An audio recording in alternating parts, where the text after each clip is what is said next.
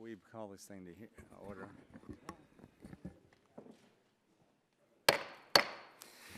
I would like to call this hearing to order. Of course, today we're having a hearing on the Department of Energy's FY 2017 budget. We're delighted that Secretary Moniz is here with us today to, I guess I'll say, defend the budget, because we do have some differences of opinion. But at this time, I'd like to recognize myself 5 minutes for an opening statement. And Mr. Secretary, we're delighted you're here, and we enjoy working with you, even though, as I said, we do have some significant differences on some of the policies. My concerns about prior year's budgets are repeated in this year's budget. I take serious issue with the nearly 10% increase in overall funding level request, and I personally still question the direction DOE is taking on energy policy. I should note that there are issues that we certainly agree with DOE, at least in principle, and there's much in the agency's quadrennial energy review that I think we all support. We all agree on the need to modernize and protect the nation's energy infrastructure and the need to have a well-trained and diversified energy workforce with the skills that energy markets will demand in the years to come. We all recognize the importance of a more integrated North American energy system and the benefits of engaging in energy diplomacy and conducting ourselves like the energy superpower really that we have become. We agree on taking steps to improve energy efficiency and accountability, especially as regards the federal government's own use of energy, as well as the functioning of DOE itself. And most of us agree on the agency's commitment to research and development. But on many areas in the direction in which this agency is taking with its energy policy, I personally respectfully disagree. Most significantly, this budget continues to reflect the President's priority to treat climate change as the #1 issue facing America and as DOE's overriding concern. One of DOE's stated priorities in the FY 2017 budget request is to support ongoing implementation of the President's Climate Action Plan. We see this in the programs that have received proposed budget increases, like the $2.9 billion for the Office of Energy Efficiency and Renewable Energy, a 40% increase, a 63% increase for wind energy, a 22% increase for corporate support. At the same time, a reduction of nuclear R&D by 23%, a reduction of nuclear technology by 20%. And I might add that the administration has chosen to make climate an agency priority without any statutory authority from Congress directing DOE to focus on global warming. As part of the Paris Agreement, a non-binding agreement, Obama and 19 other countries launched a program known as Mission Innovation in order to accelerate global energy innovation by doubling the amount of our taxpayer dollars in clean energy R&D over the next 5 years.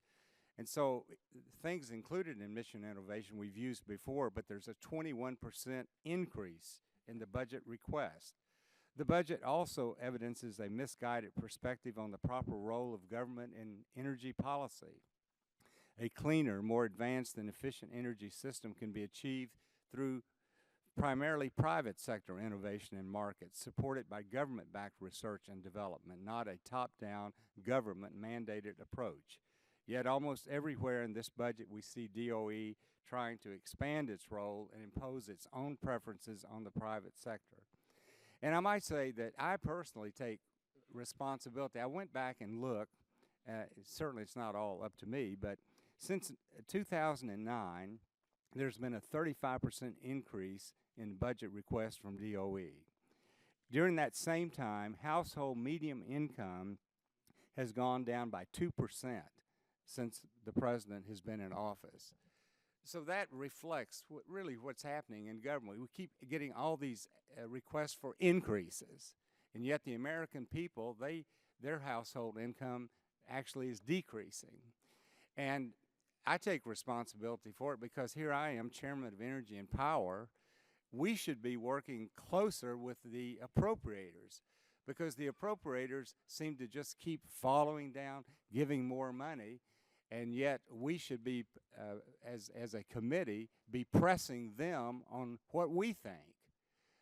We have as much jurisdiction over energy as certainly the appropriators do. They appropriate the money, but I personally, this year, I'm going to try to have a more interchange with them, exchange of ideas, dialogue with them, to give them our very strong views on where we think the president is wrong on his priorities for DOE. And with that, at this time, I'd like to recognize the distinguished gentleman from Illinois, Mr. Rush, for a 5-minute opening statement. Thank you, Mr. Chairman. I want to thank you for holding today's hearing on DOE's FY 2017 budget request. And as always, Mr. Chairman, it is my pleasure to welcome to this subcommittee's Secretary Moniz, who I like to refer to as our superstar secretary. Mr. Secretary, your legacy at the Department of Energy is unsurpassed, in my opinion, as you have left your mark on a wide range of critically important issues. From your outstanding contribution in negotiating the Iran nuclear deal to reopening the agency so that it can more effectively address the challenges of the present and the future. There's no doubt in my mind, Mr. Secretary, that you have set the gold standard as Energy Secretary in terms of your effectiveness and forward-looking policies. And I, for one, will evaluate future heads of the agency by the great legacy that you have established. Mr. Chairman, before Secretary Moniz took over the reins of the department, there were millions of Americans who had no idea of what the Department of Energy even did, and many more who mistakenly believed the agency's policies had little to no impact on their lives. And I am proud to have been able to partner with the Secretary and his agency on a number of important initiatives that will affect the lives of many American families for years, if not decades to come. Mr. Chairman, following a private meeting in my office some years ago, rather than giving the customary lip service and go on conducting his business as usual, Secretary Moniz went back to the agency and created the Minorities in Energy Initiative. Mr. Chairman, this single most important initiative, which was designed to increase DOE outreach, engagement, and access for minority communities, recently celebrated its second-year anniversary with Minorities in Energy ambassadors from all across the country, represent all sectors of the energy industry and beyond.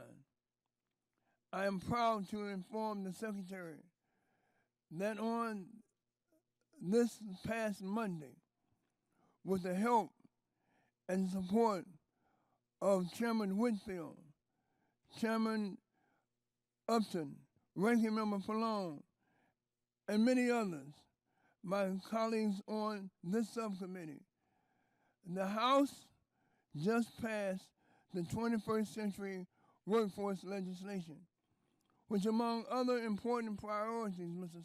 Secretary, would also codify the Minorities in Energy Initiative.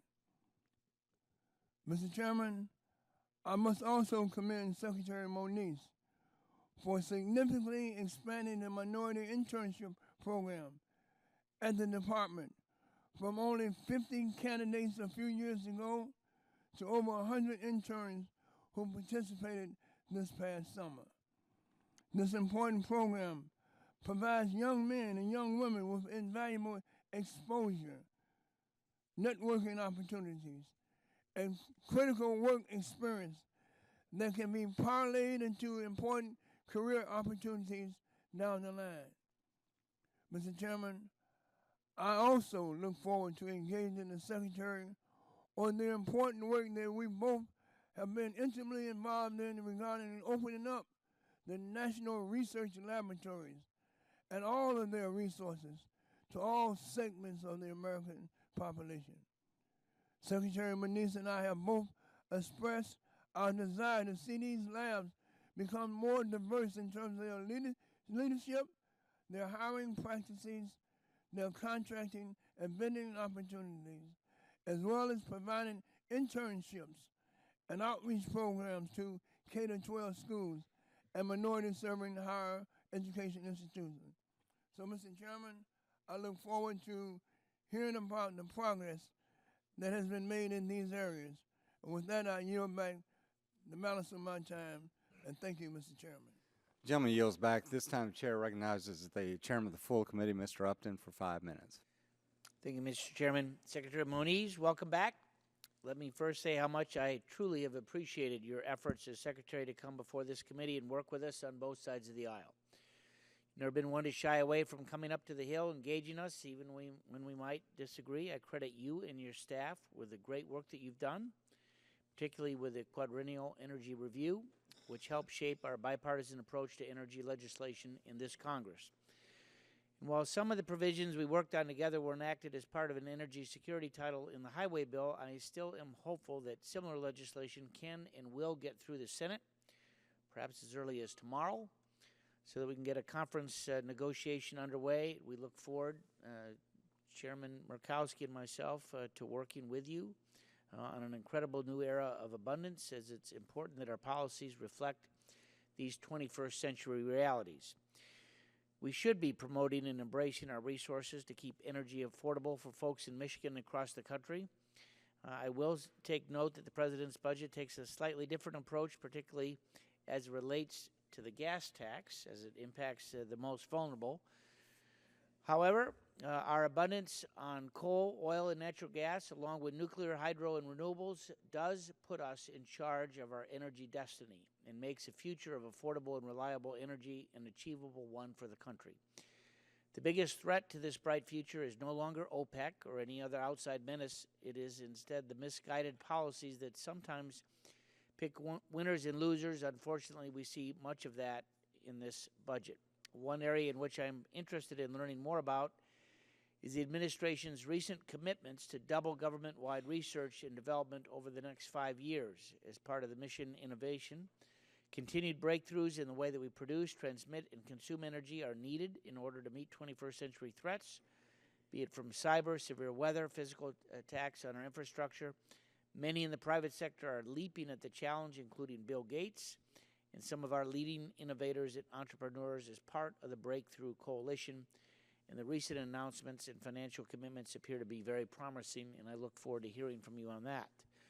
Congress, however, will need more information before responding to the budget requests as to how limited DOE research dollars will work to augment the commitments made by the private sector. In a challenging budget environment, we will need to ensure that there is no duplication and that transparency, competitiveness, and impacts on consumer costs and reliability are front and center, and that the technologies and pathways considered are truly resource neutral. As always, I know you and your staff will continue to be ready to assist us, to work with us, and I look forward to your testimony, and I yield back. Gentleman yields back. This time, chair recognizes the gentleman from New Jersey, Mr. Pallone, for 5 minutes. Thank you, Mr. Chairman. I'd like to also welcome Secretary Moniz back to the committee this morning. Our nation faces many challenges as we work to lead the global coalition of countries committed to addressing the threat of climate change. The Department of Energy is at the forefront of these efforts here in the United States, and I commend your achievements as Secretary that are helping to make our country a global leader in combating climate change. In December, over 190 countries came together to address the common goal of limiting carbon emissions, a threat to all nations. Accelerating clean energy innovation is essential to achieving the goal of limiting the rise in global temperatures to below 2 degrees Celsius.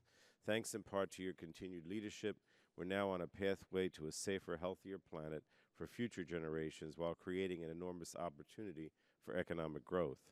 The fiscal year 2017 Department of Energy budget proposal requests $32.5 billion for the agency, which represents a $2.9 billion increase from the 2016 enacted level. And this is a 10% increase over 2016 levels and represents a significant investment in your agency. The bulk of this increase will support mission innovation, an initiative launched by the administration in conjunction with the Paris Climate Agreement. Mission Innovation would double research and development in clean energy technology for 5 years, and the bulk of this significant initiative will be led by the Department of Energy. In order to meet the aggressive goals outlined in the Paris Climate Agreement, our country must be seriously dedicated to investment in clean energy technologies. And to that end, Mission Innovation will mark a significant investment in our economy, our environment, and public health. I support this budget request because it provides the Department of Energy with the tools necessary to catapult our country to the forefront of 20th century clean energy innovation. These robust increases in funding for the agency are critical to achieving our long-term climate objectives. Mission Innovation also holds the promise of creating an economic opportunity for our country on the scale of the Apollo program. There are some requests in this budget that are of specific interest to my state and district. In particular, I strongly support the $110 billion in the request to support a new competition to establish 10 regional clean energy innovation partnerships around the country. Our country has many hubs of energy research and industry knowledge that can greatly contribute to furthering our clean energy future. In New Jersey, we have leading academic research institutions like the Rutgers Energy Institute and Princeton University. A number of renewable or major renewable energy companies are headquartered in our state, and we're home to the Princeton Plasma Physics Laboratory, a DOE facility doing cutting-edge research on fusion energy. I know that New Jersey would be uniquely qualified to host one of these 10 regional partnerships.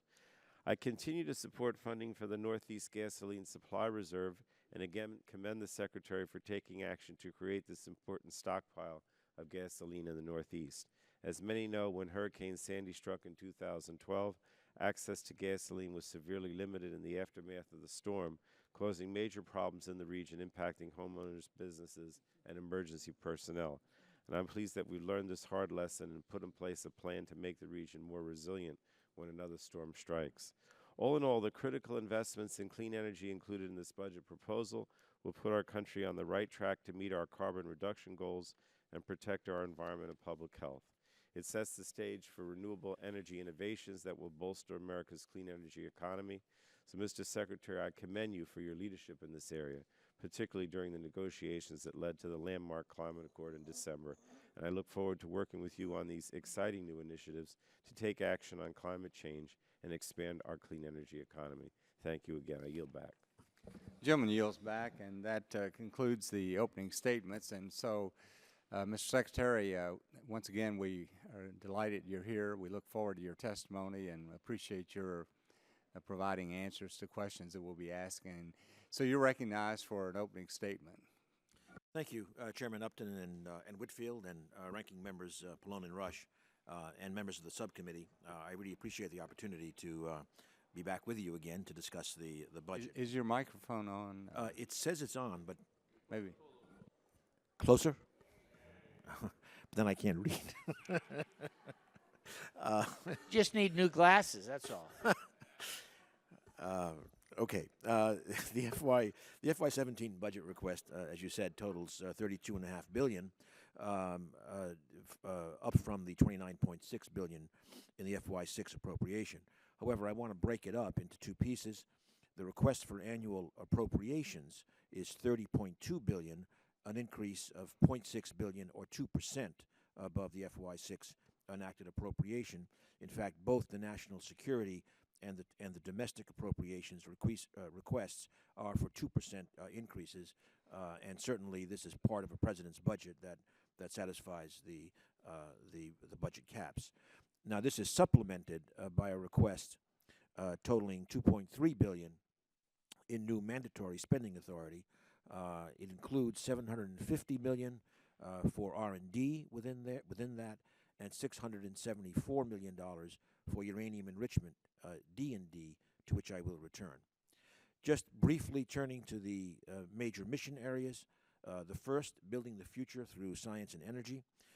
This total is $11.3 billion in discretionary funding and $1.6 in new mandatory.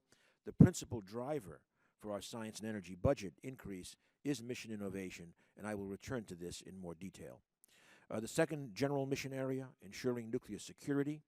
The FY17 budget request for the National Nuclear Security Administration is for a 3% increase, supporting our broad programmatic objectives of maintaining the stockpile without testing now and well into the future, reducing the threat of nuclear proliferation, including support for implementation of the Joint Comprehensive Plan of Action, and proposing a major shift in our plutonium disposition strategy, and finally supporting the safe and reliable operation of our nuclear navy.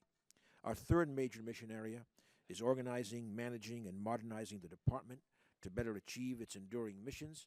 The FY17 budget request provides $6.8 billion for these activities, including $6.1 for the Office of Environmental Management. That includes $5.45 in appropriations and $674 million in mandatory spending from the USEC fund. The $1.6 billion USEC fund is an existing, not new, mandatory spending account, and our proposal is in keeping with the spirit of the current authorization that revenues from the beneficiaries of past uranium enrichment services, rather than taxpayers at large, be used to pay the cost of D&D of the now shuttered facilities.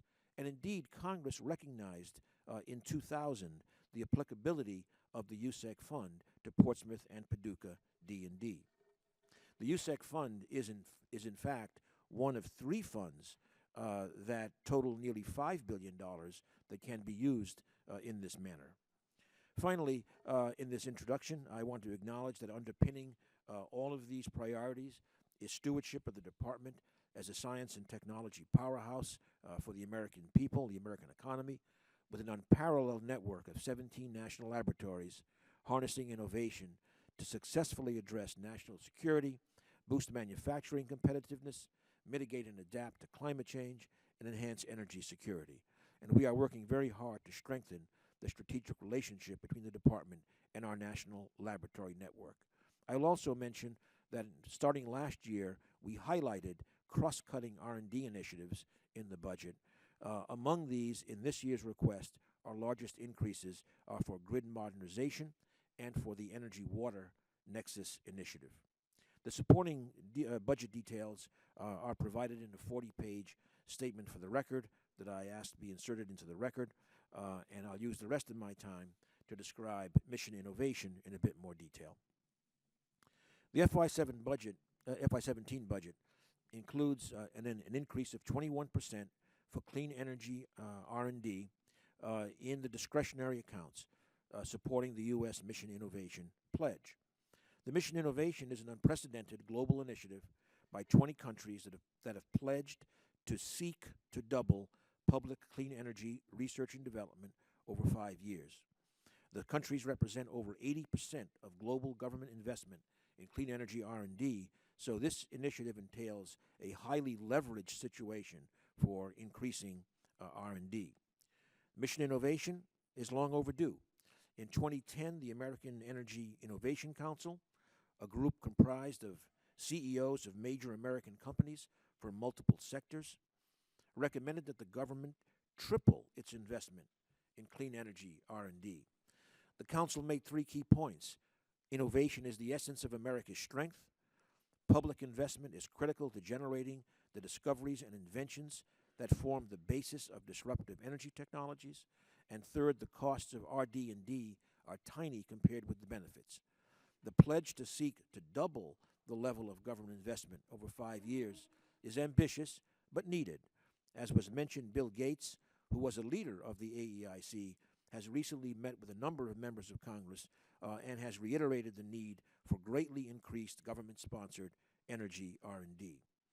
The objective is to greatly expand the suite of investable opportunities, so opportunities for the investment sector in clean energy to support economic growth and competitiveness, energy security, clean and affordable energy access, and enabling us and others to meet our environmental goals.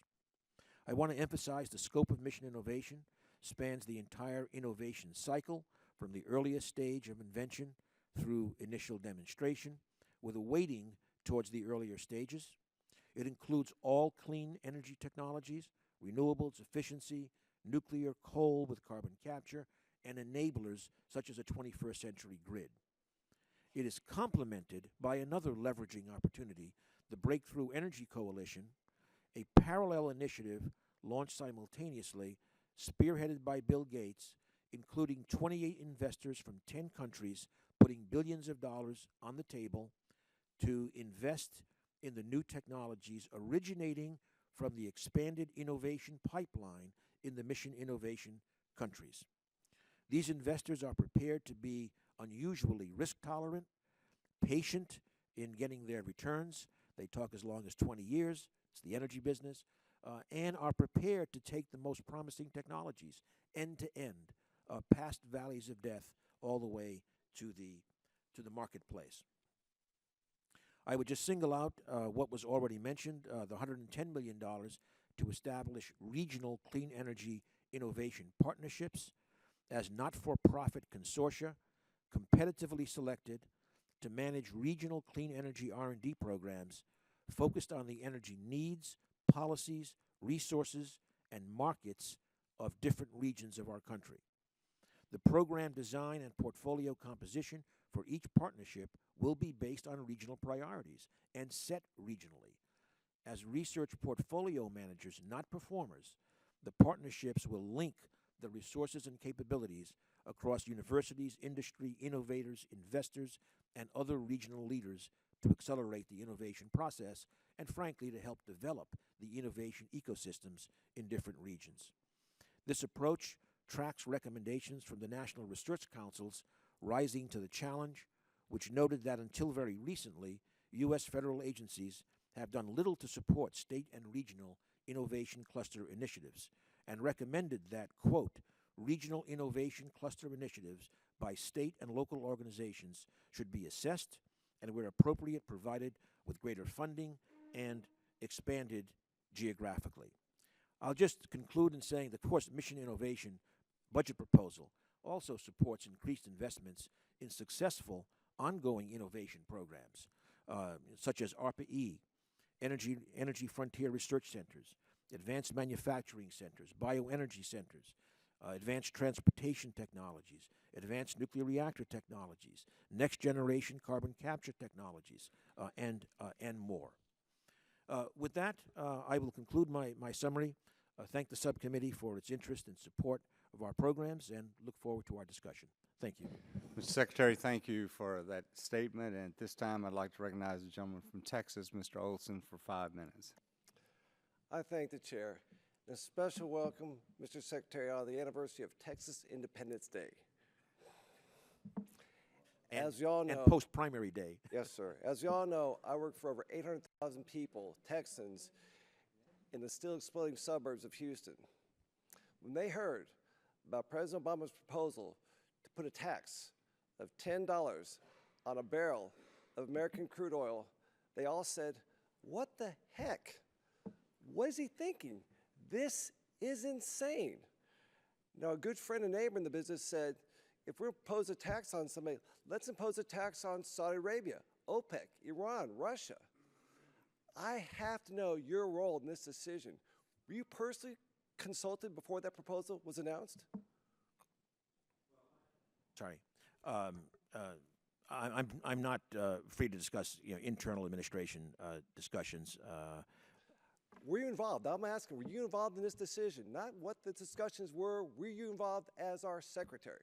No, but I mean the processes that go on involving presidential decisions are confined in the administration. Was anyone in DOE involved in that decision? Anyone at all? Well, the same response applies, I'm afraid. Okay, I've seen reports that this will increase pipes at the pump for the Obama working poor of 1/4 per gallon of gasoline. 1/4. How do you think this so-called hit will affect these people? Think it'll be good, bad, any idea what's going to happen to the American people with this tax increase if it happens? Well, I would just put this in the context, if I may, of the transportation bill discussions that took part at the end of last year. And of course, it's very good that we got at least a transportation bill for some years. But just to note that I think we all recognize and had many discussions with Chairman Upton that funding our transportation infrastructure is it's something that's always there. It's a structural issue we need to address. And given that there has not even been a inflation correction to the traditional support for that fund for a quarter century, all I'm saying is we need some kind of structural solution, which the Congress will have to readdress now in a few years. How does this tax impact our global competitiveness? Are we stronger or weaker with this tax on American crude oil? Any idea? Well, I think the extent to which the result is a greatly strengthened infrastructure means that our whole economy will be able to function more efficiently. That was the whole motivation in the end for both security and economy for the highway fund in the first place. One further question. I have a slide comparing the budget for the applied energy programs in this 2007 budget compared to the 2006 enacted budget. There are 17 programs here. 14 have increased funds for 2017. 3 have decreased funds. One with the decrease is the fund for cybersecurity for our grid. It goes down from, let's see, number here, it goes down from 62 million to 46 million, a 26% decrease this upcoming year. A few weeks ago, Israel, their energy administrator confirmed they had a cyber attack that threatened their grid. This week, the first of this month, the New York Times wrote an article confirming for the first time ever in the world's history, a successful attack been carried out by cyber warfare to shut down the power grid in Ukraine.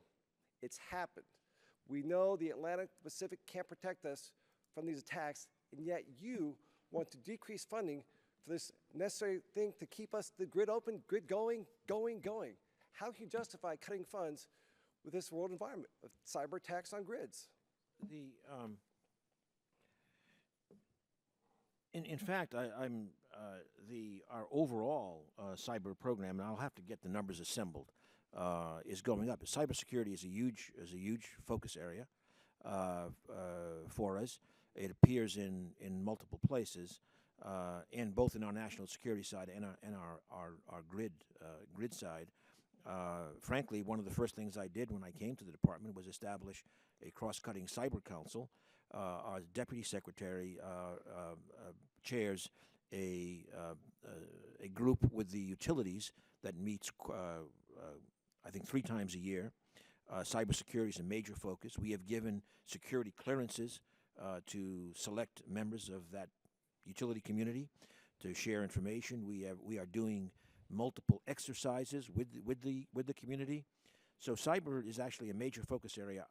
I think maybe we'll have to organize a few pieces together, and we'd be happy to come and talk. So here, words of your actions on page 38 of your budget document, the third line, you decreased cybersecurity by 26.6%. It's right there in your document. I yield back. Gentleman's time's expired. At this time, I'd like to recognize the gentleman from Illinois, Mr. Rush, for 5 minutes. I want to thank you, Mr. Chairman. Mr. Secretary, I have many questions in few moments. So I would appreciate it if your staff would follow up with my office with specific details on some of the programs and initiatives that you and I have been engaged on. I would like for them to provide an update on the progress being made with the research labs in terms of their outreach and diversification initiative.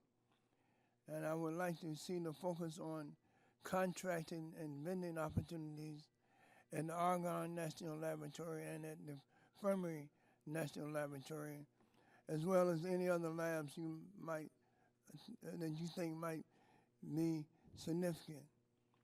Also, I'd like for you to forward information regarding diversity plans in terms of laboratory leadership, hiring practices, as well as providing internships and outreach programs to K-12 schools and minority-serving higher education institutions. And finally, I would like more information on the minority internship program so that I and others in this committee can ensure that this program is being continued and strengthened well within the next administration, regardless of who may not be in the White House. Mr. Secretary, can you speak to the subcommittee on the importance of continuing the work of the MIE initiative, regardless of what administration is in office? And also, what type of impact might the 21st century workforce bill have in the immediate future with its focus on minorities, women, veterans, and displaced coal workers on the energy industry and on those targeted communities, as well as on the U.S. economy as a whole?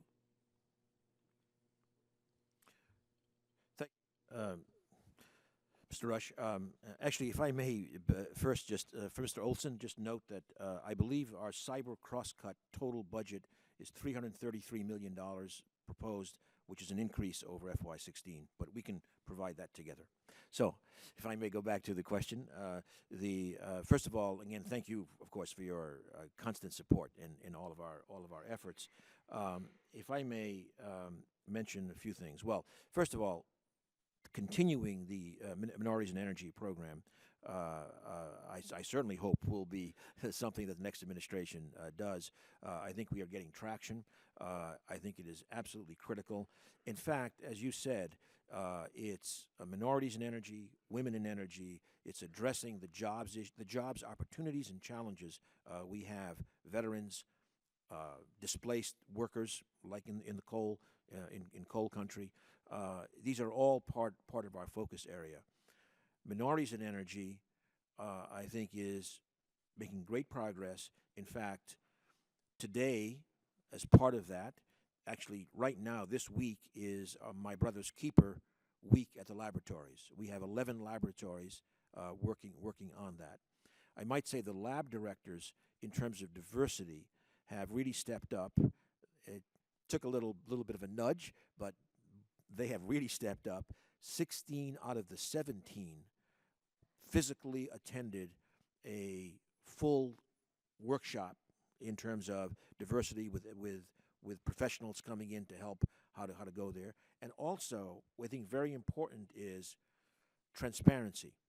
So now we have some of the labs are posting their employee composition, women and minorities. Sometimes they don't look so good yet. Argonne, for example, is about 15% women and 10% minorities. Berkeley is about double that in both categories.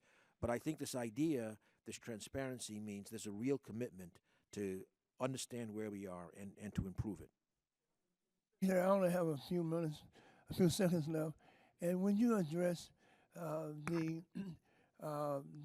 the relationship between the coal workers in Appalachia and the urban displaced and out-of-work workers in districts like mine, because there seems to be a straight line between displaced coal workers in Appalachia and the south side of Chicago and other urban districts. How do you view that relationship?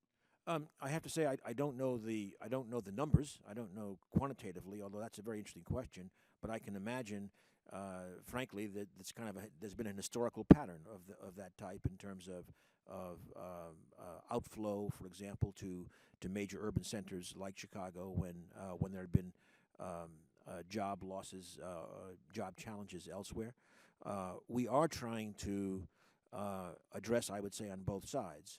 For example, in Chicago specifically, the work of Argonne Laboratory and opening up to minority contractors, et cetera, I think is important. In coal, the Power Plus plan has many components where we're trying to help. It's not only DOE, of course. This is administration, Department of Labor, et cetera, in providing training opportunities, looking at new economic opportunities. In fact, I would mention, and this is of direct relevance to in Kentucky, for example, we formed 2 years ago a jobs strategy council because of the whole dynamic issue of jobs in the energy sector. We are proposing in the FY17 budget that become very modestly funded, but become an office, a budget line, to establish a function in the department that is specifically looking at jobs and pulling it together. At this time, I recognize the gentleman from Michigan, Mr. Upton, for 5 minutes. Thank you, Mr. Chairman. Secretary Moniz, in 2012, Congress passed the American Medical Isotope Production Act of 2012. And in testimony before this committee in 2009, as that legislation moved through the committee, the Department of Energy's representative projected domestic production facilities that DOE was funding could come online as early as 2013.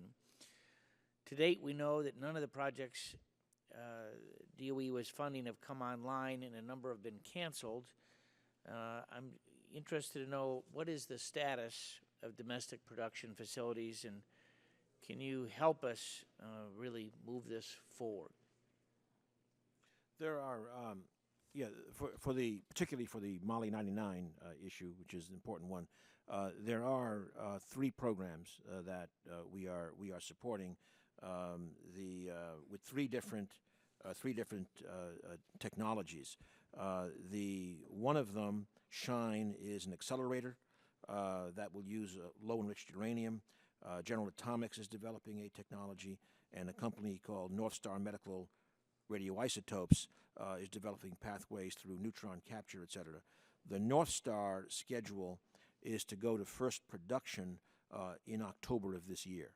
So we will at least, so over the next, I think General Atomics is looking to 2018, and Shine is looking to the beginning of 2019. So over the next 3 years, we should have 3 different companies coming on with Molly 99. Good. Last week, our subcommittee on oversight took testimony that highlighted how critical cabinet-level leadership, particularly through you, is for the success of DOE and particularly its nuclear security mission.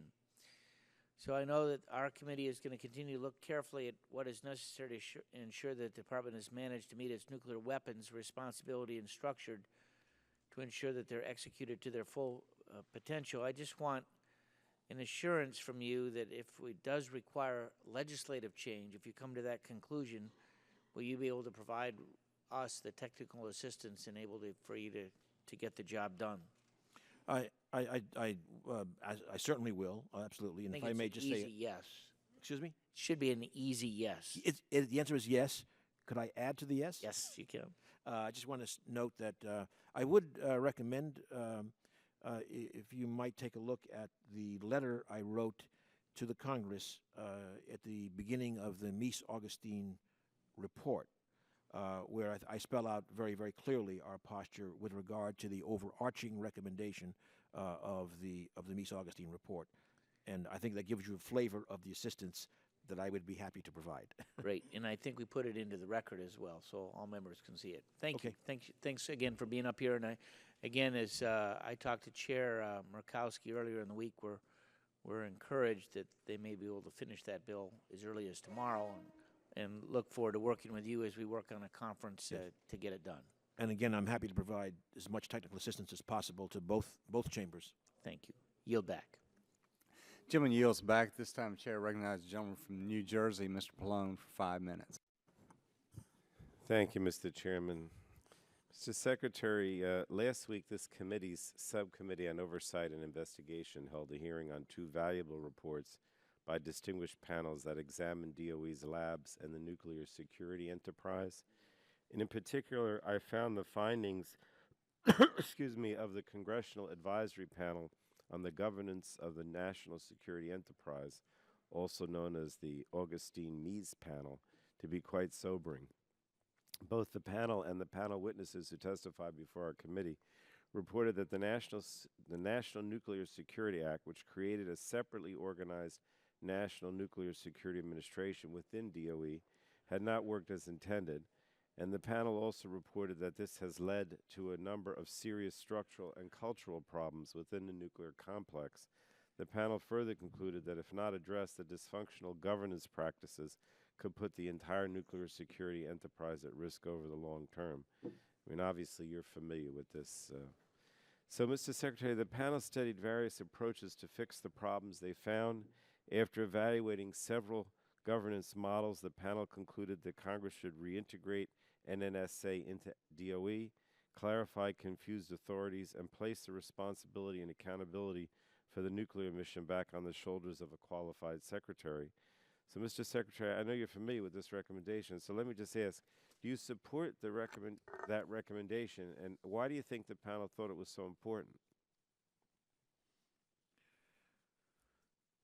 That is a very sophisticated question and challenging. I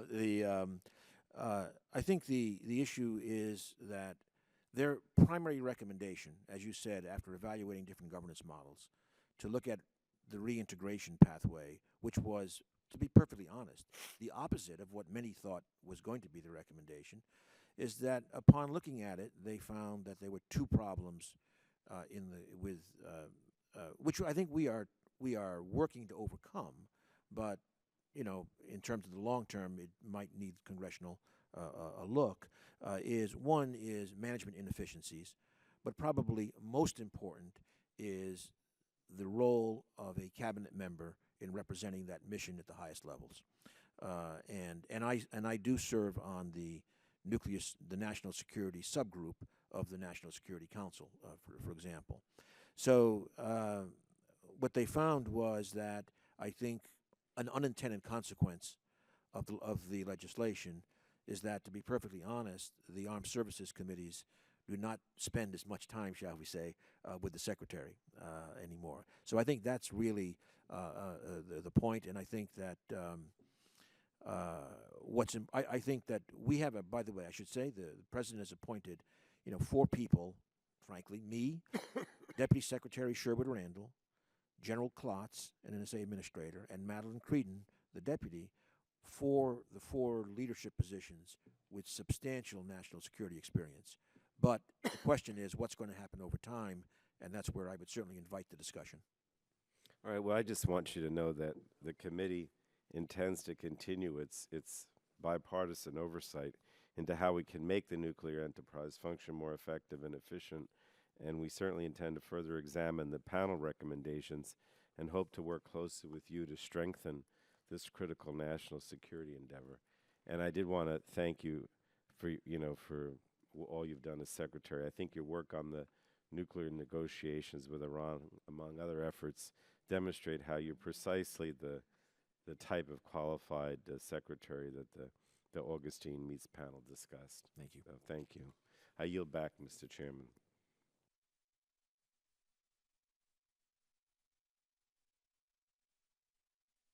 Gentleman yields back. This time recognize the gentleman from Illinois, Mr. Shimkus, for 5 minutes. Thank you, Mr. Chairman. Welcome, Mr. Secretary. We're both getting old. We both have reading glasses now, so it's good to have you.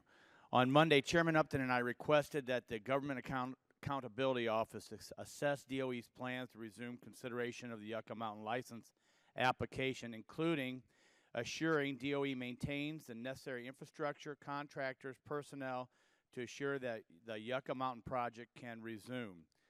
Do I have your commitment that the department will cooperate in good faith with the GAO as they conduct this review? Okay, and your microphone's probably, I don't know if it's turned on or... We will, yes, and the answer was... I heard you, okay. but for our transcribers. We wanted that in the record. Do you commit that the department will not take any unilateral actions that will set back the Yucca program further, including anything to alter the physical structure or by allowing contracts that support the Yucca Mountain project to lapse? I will have to, I don't know exactly the situation with that contract that you're referring to. I'd have to get back to you for the record. please do, because as you know, I monitor this as closely as I can. Yes. Okay, now I want to move to boreholes for a second. You have strongly advocated for the development of boreholes to dispose of a small amount of DOE's inventory of the defense nuclear waste. This initiative is concurrent to your initiative to develop a quote-unquote consent-based siting process, which, as you know, contradicts the Nuclear Waste Policy Act. Contradicts, or it's not in compliance with. There's no provision for this in the current law.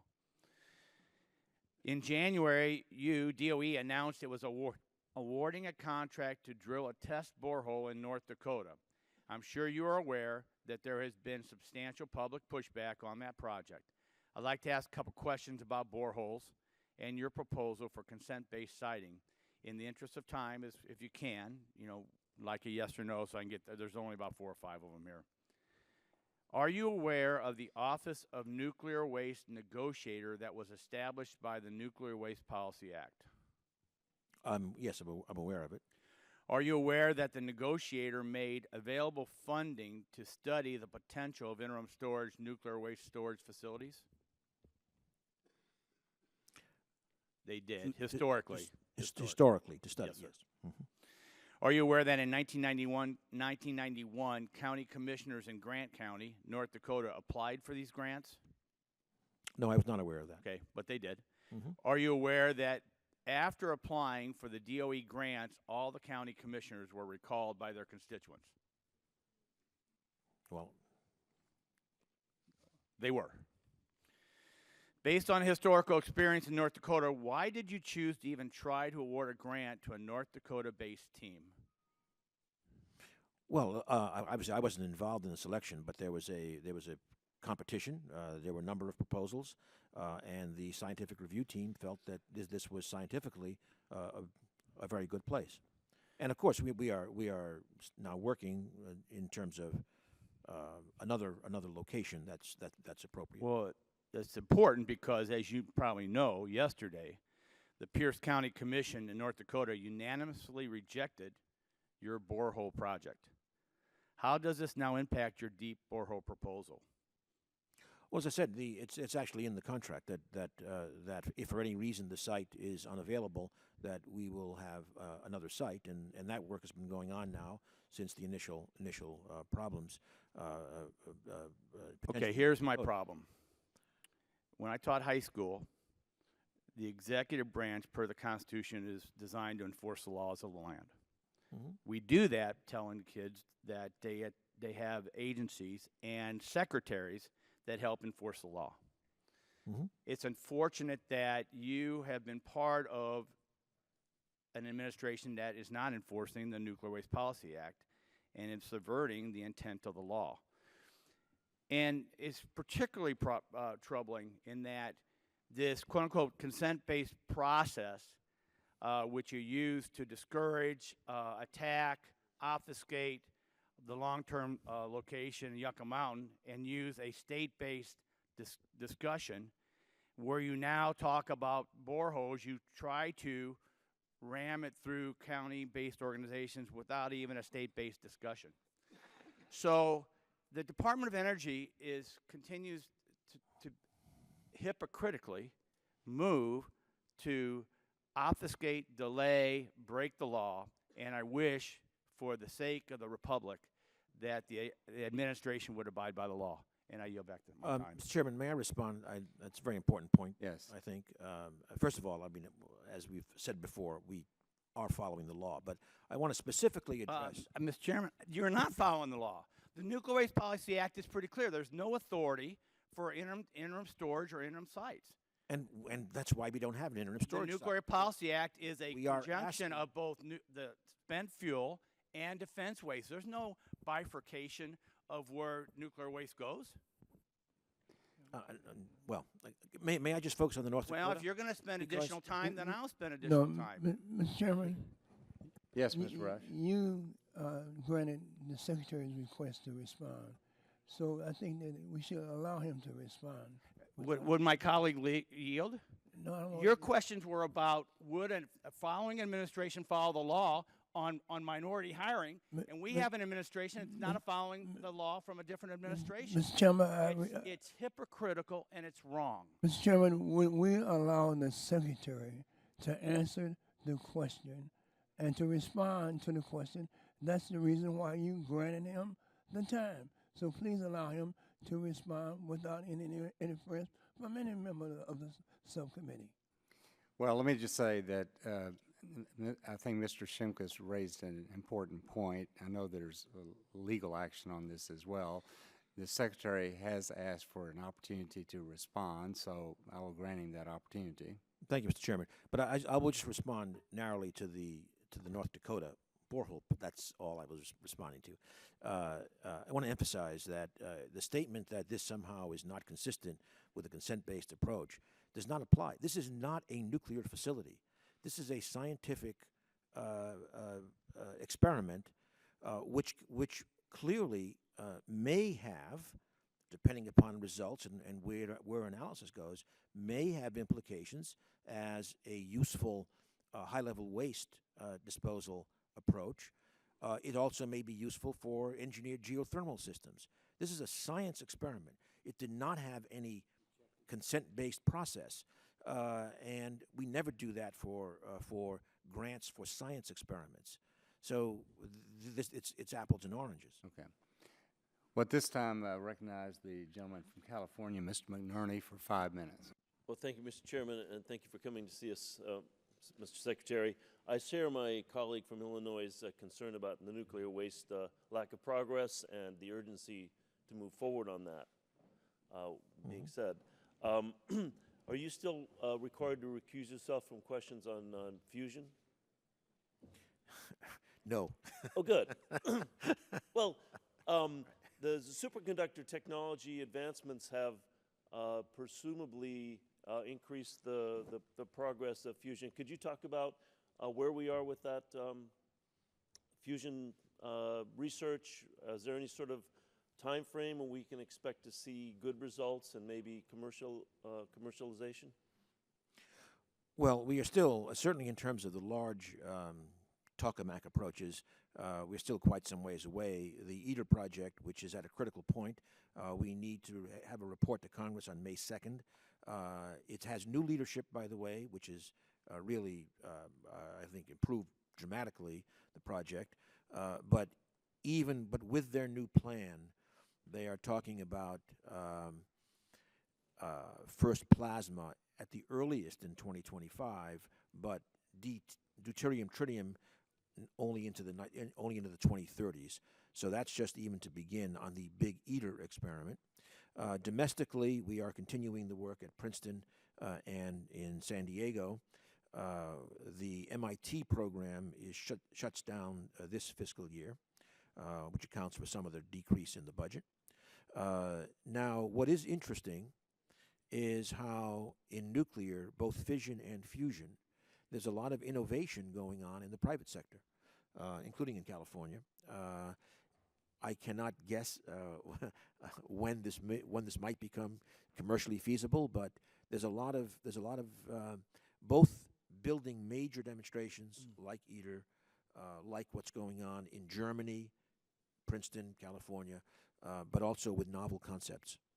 Well, I'm eternally optimistic. I'm sorry. May I just and another thing is our ARPA-E program, which takes risky technologies, also issued grants last year to novel fusion ideas that would operate in some intermediate density range, which we can come and discuss with you if you'd like. I'd like to ask you about the DOE's effort to expand work on the water energy nexus. What are the department's priorities in that regard? And I'm developing legislation sort of parallel to that, so I'm kind of interested in this subject. Yes, well, in the this is one of our two biggest increases, I said earlier, for our cross-cutting activities is grid modernization and energy water. The energy water, we are proposing roughly a tripling of the budget. We think this is it's the more you look at it, the more important it becomes, and it'd be very wide-ranging. Everything from competing for a new desalination hub to research and system analysis for things like wastewater treatment and the like. So it'll be a pretty comprehensive program. The last thing I'll just say on that is I don't know if this will materialize, but just 2 weeks ago when Minister Steinitz was here from Israel, where they are very advanced in managing water, we are talking about the possibility of a strong collaboration there. Well, we should collaborate as well in our offices. Great. I want to talk about carbon capture and sequestration. The technology has had some setbacks. I think one of the projects canceled, but in my opinion, the coal industry, mining, coal burning, in the future is going to depend on some sort of carbon capture and sequestration. Do you share that view that the future of the coal industry depends on good carbon capture and sequestration? Absolutely. And I would note some good news, actually. I mean, there are 3 major projects, megaton of CO2 per year scale. One that we have helped support in the United States. One is in Texas. It's Air Products. So these are industrial facilities. The second one, that's been operating for 3 years. Second one in Illinois, ADM, that probably will start within a month. And third is a coal project, coal power plant in Texas again, Petronova, which will start probably in a year or so, maybe a bit less. So those are all going forward. Also, I want to emphasize, in the budget, we also propose new, smallish scale pilot plants to look at novel technologies like oxy-combustion and chemical looping. And we also are re-proposing to the Congress what would ultimately be about a $5 billion set of tax incentives for carbon capture and sequestration. All right. Thank you, Mr. Secretary. I yield back. Gentleman's time has expired. At this time, Chair recognizes the gentleman from Ohio, Mr. Latta, for 5 minutes. Well, thank you, Mr. Chairman, and Mr. Secretary. Good to have you back before us at the committee. Mr.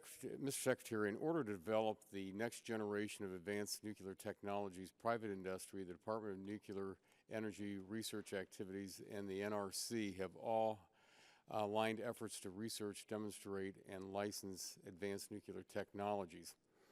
I'm drafting legislation to examine the nexus between DOE's nuclear research programs and the NRC's licensing capabilities.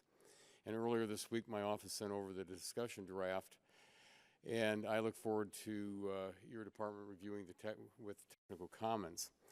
I'd like to ask, how is DOE communicating with NRC to provide a pathway for your research activities to be carried through the NRC's licensing process?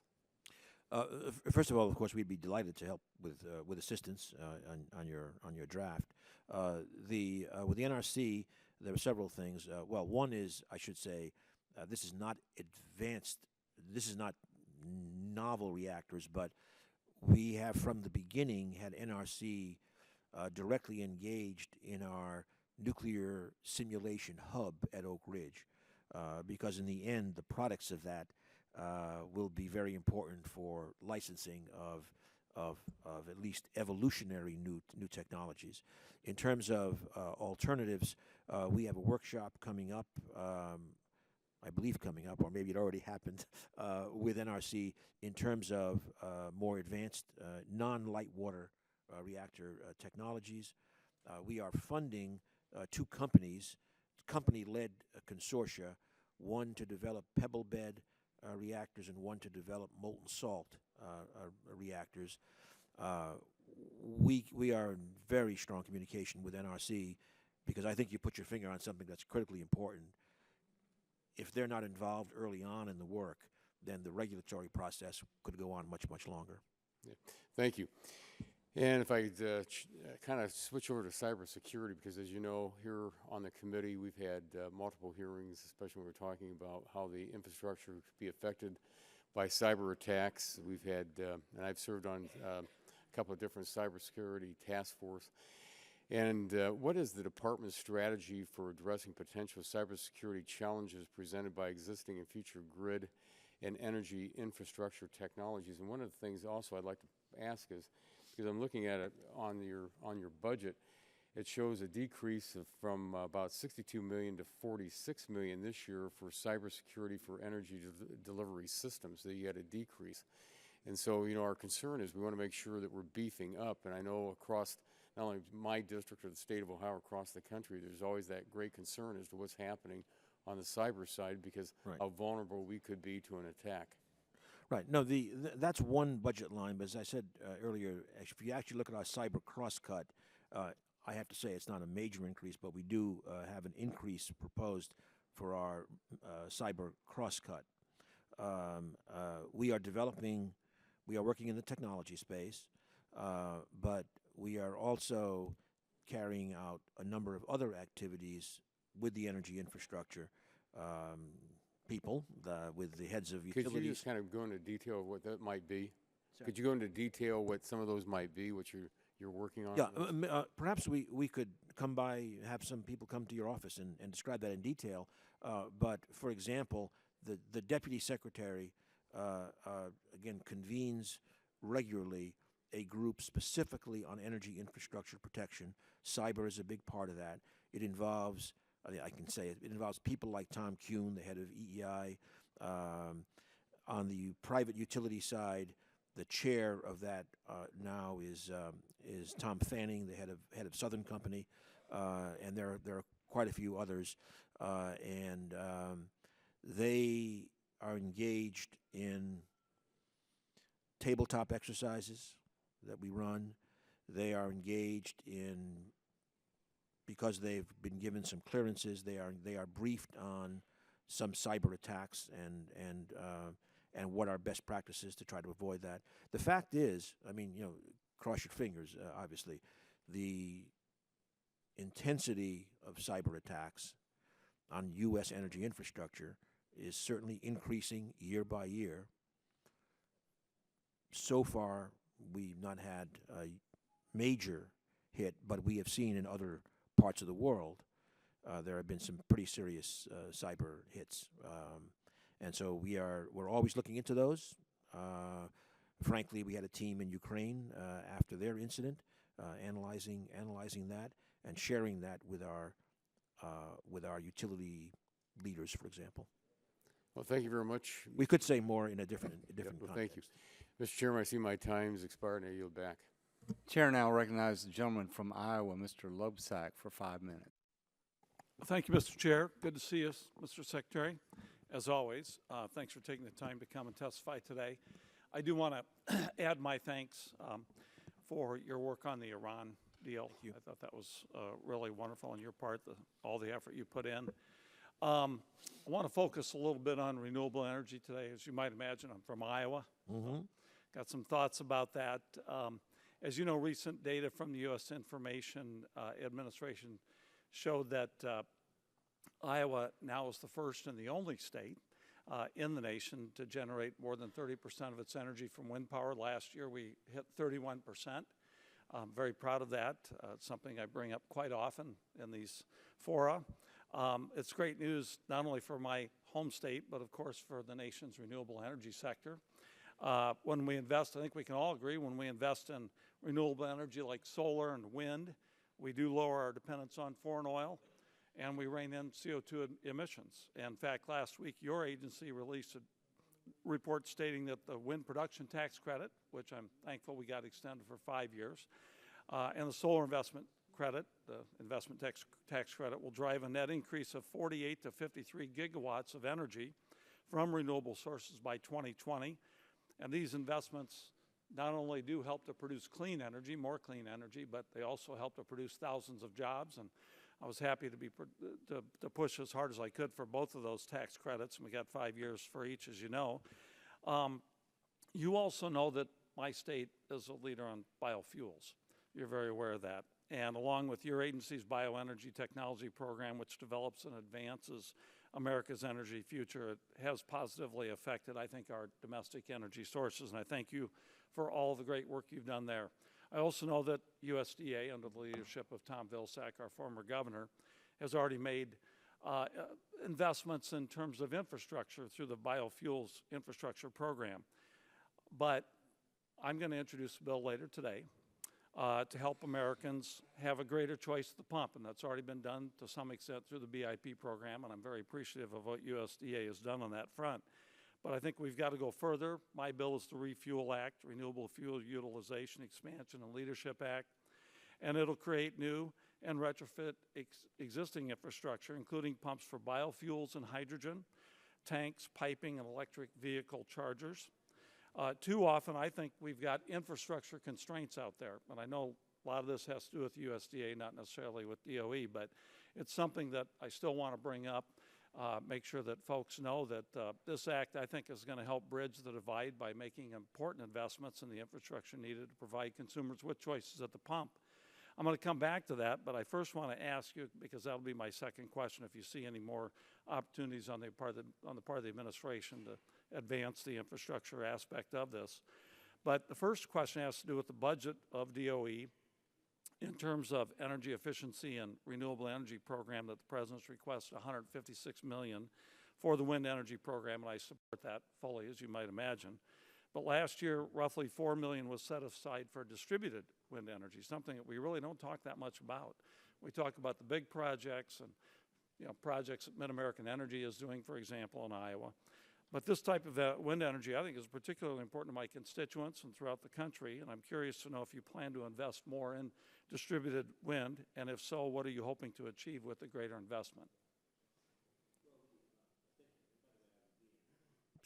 Thank you, and I will be in Iowa in the beginning of May, so fantastic. That'll be great. There are many directions in wind that remain very, very interesting for development. I'll come to the distributed, but I would also note that a report last year noted how really pushing to higher hub heights could be open up major resources. Of course, there's the offshore wind that we're still working to try to get costs down. There are really more unusual options, like ARPA-E funded something called a flying wind turbine, which would go at 1,000 feet. But distributed wind, I completely agree with you, has been kind of sometimes lost in the shuffle. And I think part of it is also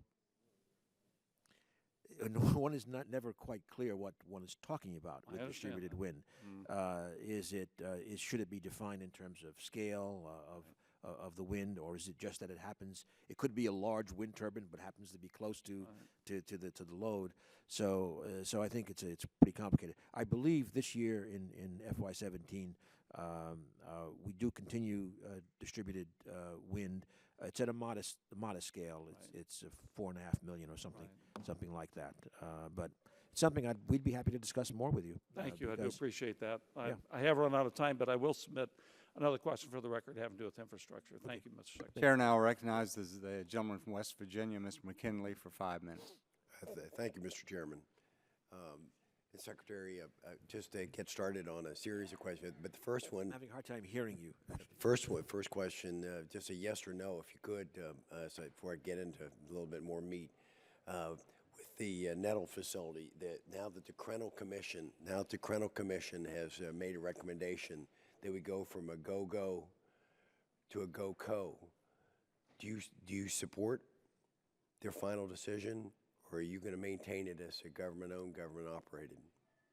No, I've answered that in the past, and the answer is the same, that we will continue with the go-go arrangement. Thank you. That gives some assurance to everyone. The earlier statement from the chairman that Whitfield was concerned about the direction of the department, DOE, and I share that because I think the focus has been trying to force the existing coal-fired power plants to add carbon capture and storage as an aftermarket retrofit, even though virtually every nation of the globe has turned their backs on CCS.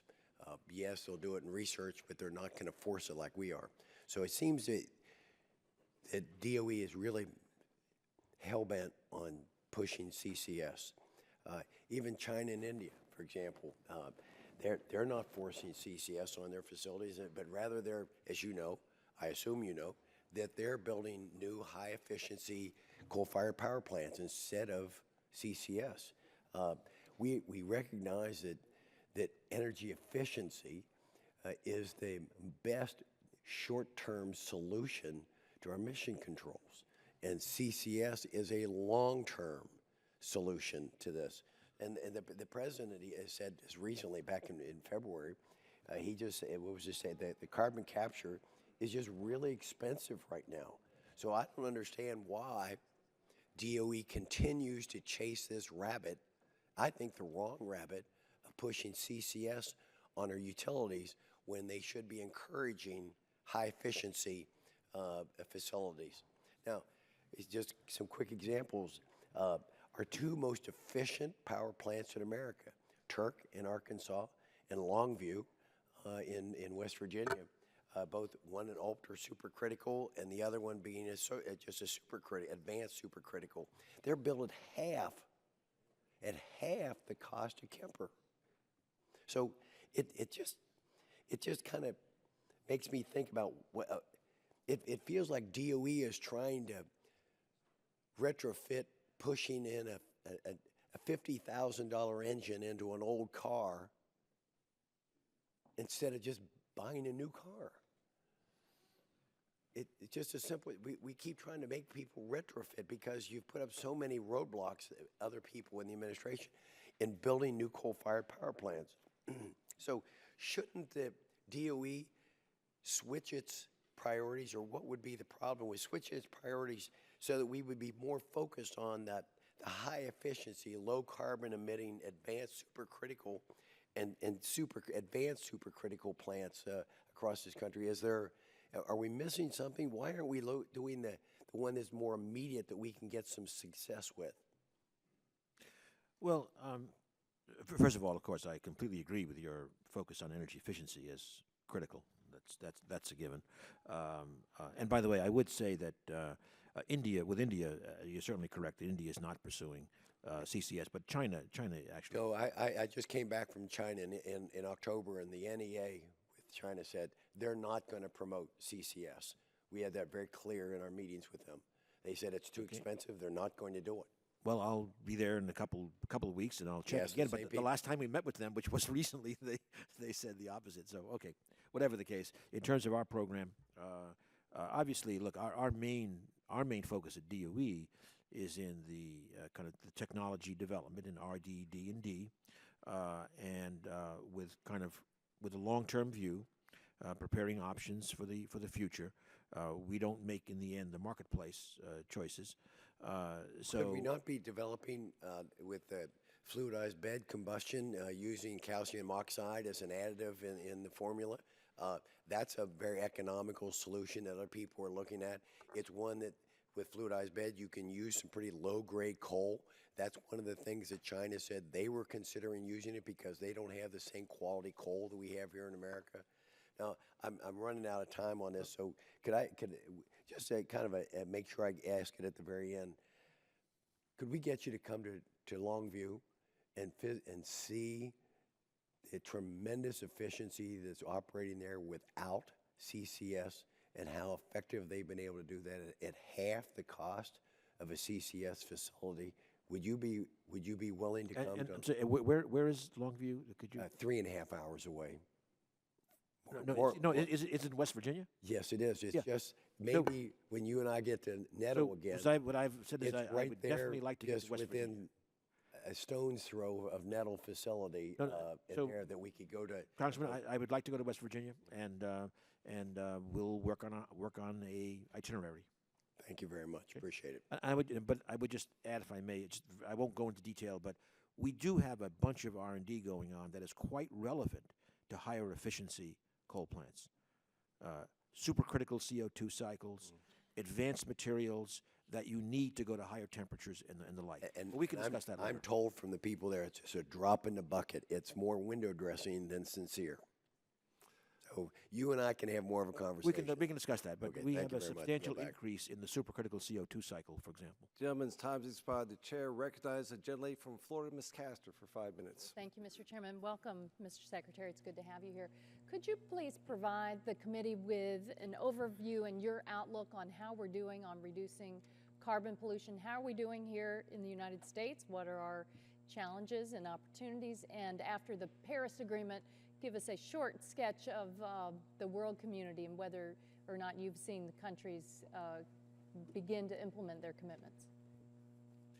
Yes, well, overall, if you look over the last years, we're doing quite well in CO2. This last year, we did have a little bit of an increase. Low oil prices had something of an effect, but overall, we would say we're still on track for being about 17% lower CO2 in 2020 relative to 2005. Which was the first target for us to hit. So that's going on, but it will mean continuing to push. In fact, following on Mr. McKinley's question, certainly on the demand side, the efficiency side will be absolutely critical for maintaining the momentum. Internationally, I think if you look at the major emitters, well, of course, the EU as a whole is making tremendous progress. China is the largest individual emitter, and they're making progress as well. And, of course, they've also announced, we'll see what the implementation plan is, but they have announced a cap-and-trade system to put into place, actually, I think later on this year or maybe next year. So I think, countries are taking this quite seriously. In fact, I would argue that the progress made in Paris was enabled by things like the U.S.-China announcement, but they had impact only because both countries were actually walking the talk. Mm-hmm. And I understand here in the U.S. that even with the hiccup on the Clean Power Plan at the Supreme Court, still utilities overall in states and communities are moving towards the carbon reduction goals in any event because they know it's critical to the future of our country. Is that your understanding too, that the markets are changing? There's the market for clean energy, innovative solutions is growing at this time? Absolutely. Again, I would just reiterate what you implied. The Supreme Court ruling was simply a stay, was not a judgment, obviously, on the plan, and we feel pretty confident about it. But independent of that, it's not uniform, but many states and utilities are continuing with their planning for implementation because, frankly, and look, much of our industry is acting already as in the conviction that there will be increasing constraints on carbon emissions. In fact, for years, some of the major companies have included that in their capital planning because they commit capital for a long time. What they would like to get is some assurances, some stability, and then they know how to run a successful business if you just give them the rules. Right, and sometimes there's a disconnect between what happens here on Capitol Hill and what's really happening out in the business world and locally too. But I want to compliment you for what you have proposed to do in the upcoming budget on mission innovation. You've launched this landmark, after the landmark global agreement in Paris, you proposed to double funding for government-wide clean energy R&D over the next 5 years. Your agency is set to be the leader in this effort, and I look forward to working with you to make this a reality. I was pleased to see robust funding for this initiative in the budget request. Talk to us a little bit more about what you envision for mission innovation and how this is going to benefit all facets of our energy economy. Well, maybe the best thing is just to use an example. The kind of thing that I have in mind here. And I will use ARPA-E. And by the way, for all the members, the ARPA-E Summit is going on as we speak out at the Gaylord Nelson Convention Center, and I invite all of you to go out there and see really neat technologies. But, we just announced the new performance results of ARPA-E, and of the first roughly 200 projects that were funded, roughly a quarter have received $1.25 billion of private sector funding. Another quarter has received follow-on government funding, not only from DOE but DOD. 36 companies have been formed. There are 9 or 10 products out there already in the marketplace in a program that's only been operating essentially 5 years. The last round of proposals, the so-called open call in 2015, very successful in terms of the projects funded. The trouble was it was just barely over 2% of the applicants. We are leaving a lot of innovation on the table. And so with the formation of these clean markets, and again, look, one can argue for or against, however you wish, the Paris Agreement. But the fact is, essentially every country in the world committed to going towards lower carbon, and that means the already growing clean energy marketplace is only going to take off even faster. And we should stay ahead of that train, stay at the head of the train, and continue our innovation tradition and capture the benefits of it domestically and globally. I agree. Thank you. Gentlelady's time has expired. At this time, the chair recognizes the gentleman from Illinois, Mr. Kinzinger, for 5 minutes. Thank you, Mr. Chairman. Mr. Secretary, thank you for your service to your country and for being here. I appreciate it. I just want to kind of briefly talk about something, then I want to get into LNG a little bit more. Included in the budget are plans to finalize DOE's multi-year program plan for grid modernization, which will create an integrated R&D program that will help ensure the future grid will deliver reliable, affordable, secure, resilient, and clean electricity to consumers.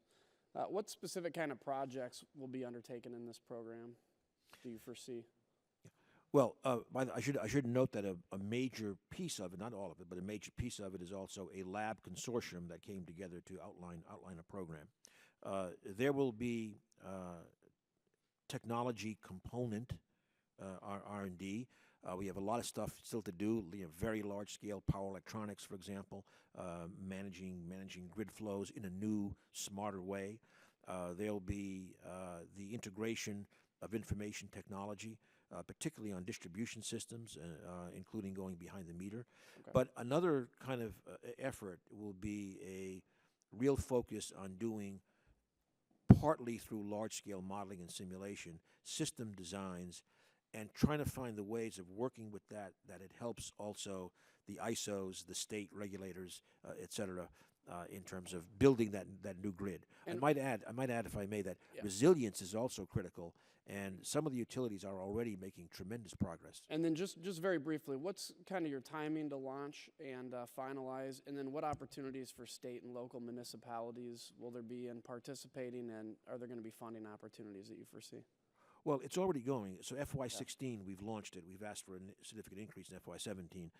As I say, we want to, especially on the systems side, I mean, as far as the technology goes, those will be competitive. And then what about like local municipalities and states to participate? So I think right now our focus has been more at the state level and things like the ISOs who manage obviously the system.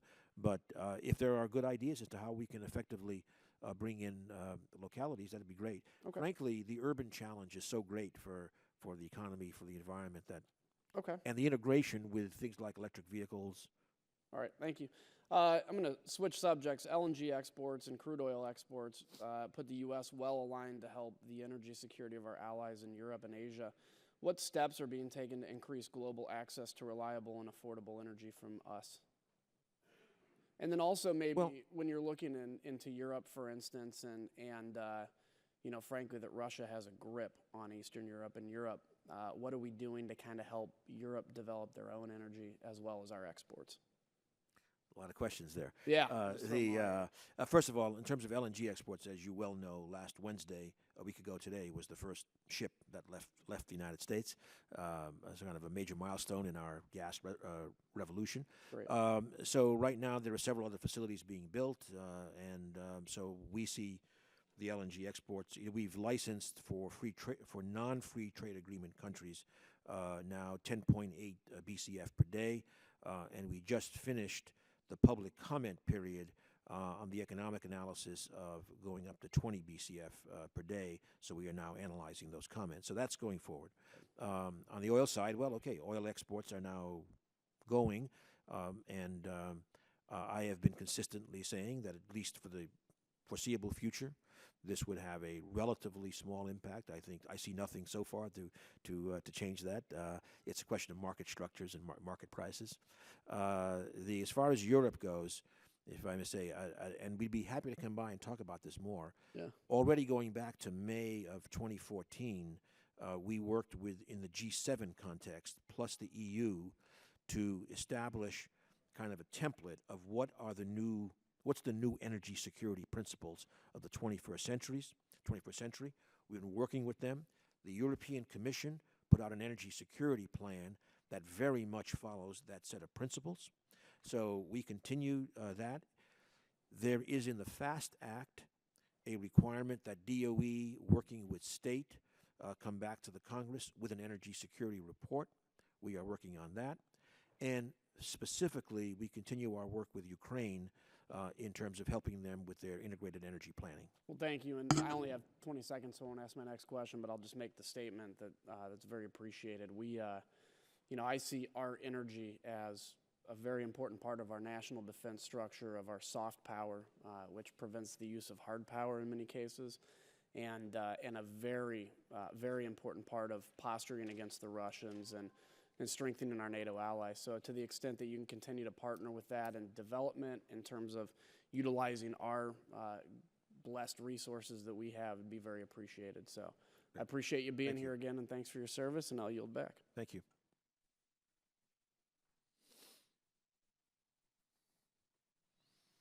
Gentleman yields back, and sorry my phone was so loud, but this time I'd like to recognize the gentlelady from California, Ms. Capps, for 5 minutes. Thank you, Mr. Chairman, and thank you, Mr. Secretary, for your testimony and your presence here. As you well know, climate change is real, the effects are real, and the time to act is now. Communities across the country and around the world are already facing the consequences, and it's going to take great leadership and political will to do what is necessary to act decisively to change this troubling trajectory. This past December, almost all the world's countries came together to forge a path forward to respond to this fact. At the heart of this need is the requirement that we recognize the dangers associated with business as usual approach to our energy landscape and embrace and implement the renewable energy technologies as quickly and broadly as possible. I was glad you spoke to this in your opening remarks. This need is twofold. First, we need to rapidly expand on the implementation of existing green technologies such as solar power, increased energy efficiency, but we also need to invest in developing new technologies that will help us transition to renewable energy sources. This is important, of course, for the environment, but also really a boost to our economy with the good-paying jobs that it can create. But in order to lead in green tech innovation, we must actively support our researchers, scientists, startups, and investors. For example, the universities in my district have been integrally involved in research into developing green technologies.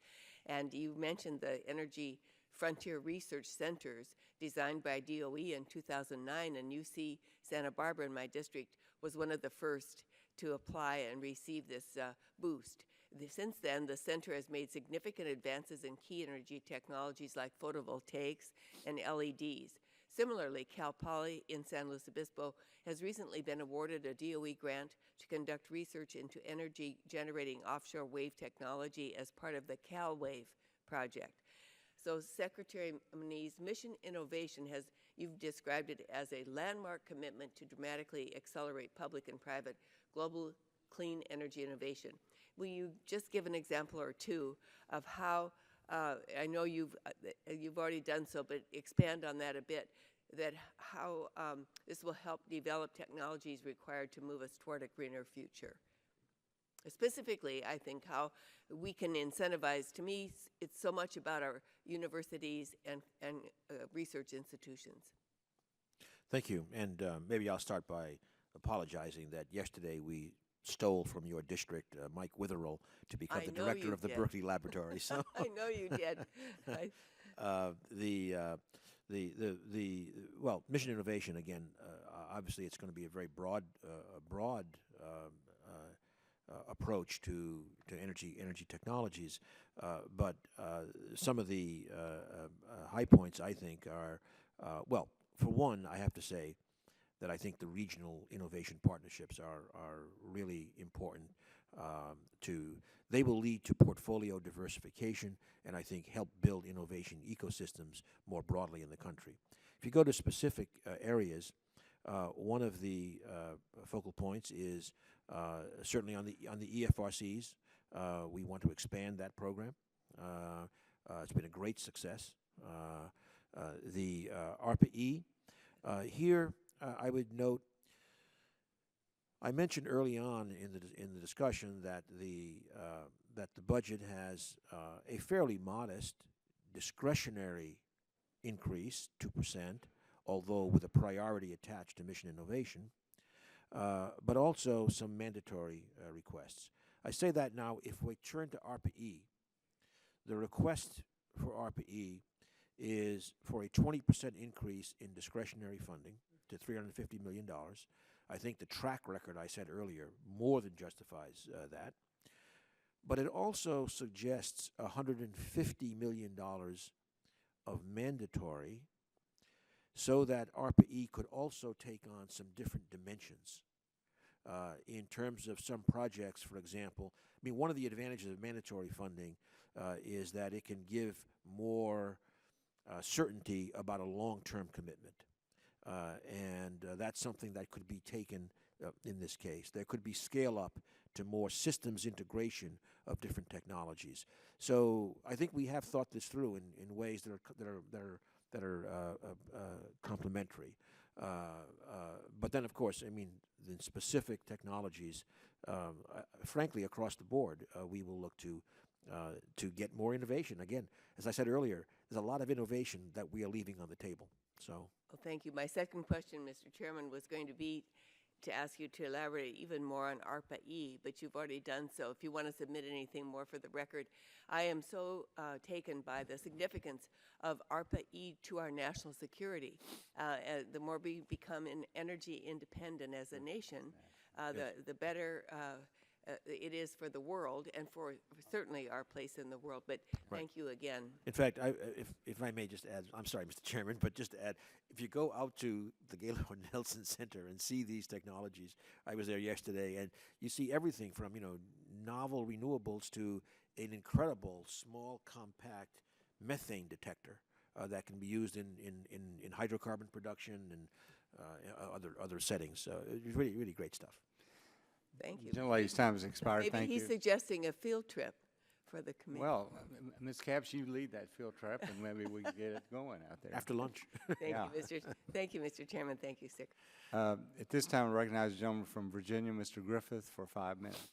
Thank you very much. Let me start, Mr. Secretary, in saying that you were here at a previous time and indicated, after hearing a number of us from coal country talk about the problems that we were having, that your team was willing to work with us. They sat down with us. They even come to my district, very much appreciated, and we have a symposium that we're working on to have some of your folks come in and talk to the people who are in the industry, in the district, to figure out where we go in the future. So I greatly appreciate that.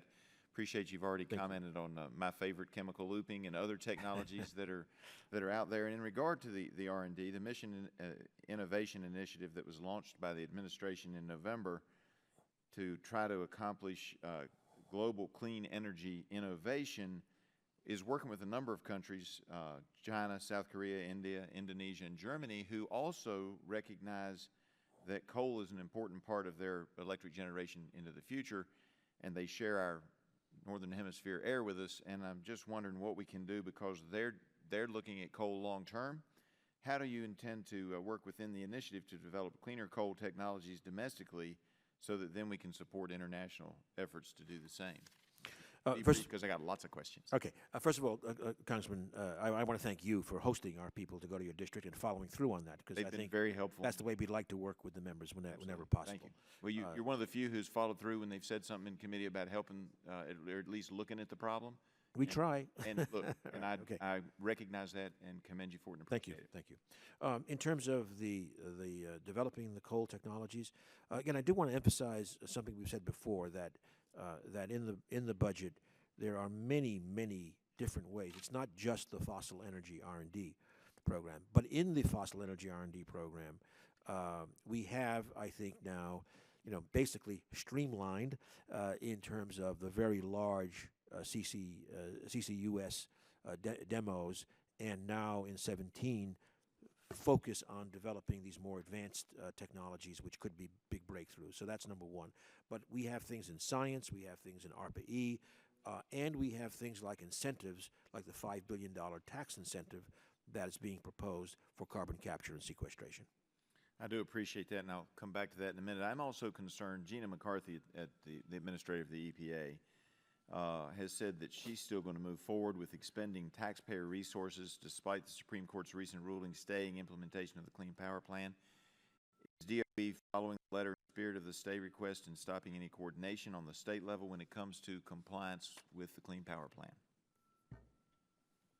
Well, again, of course, again, as we said earlier, the Supreme Court action was a stay; it was not a judgment. We have ongoing work with states. It's longstanding. We give grants to state energy offices. We do technical assistance to state energy offices.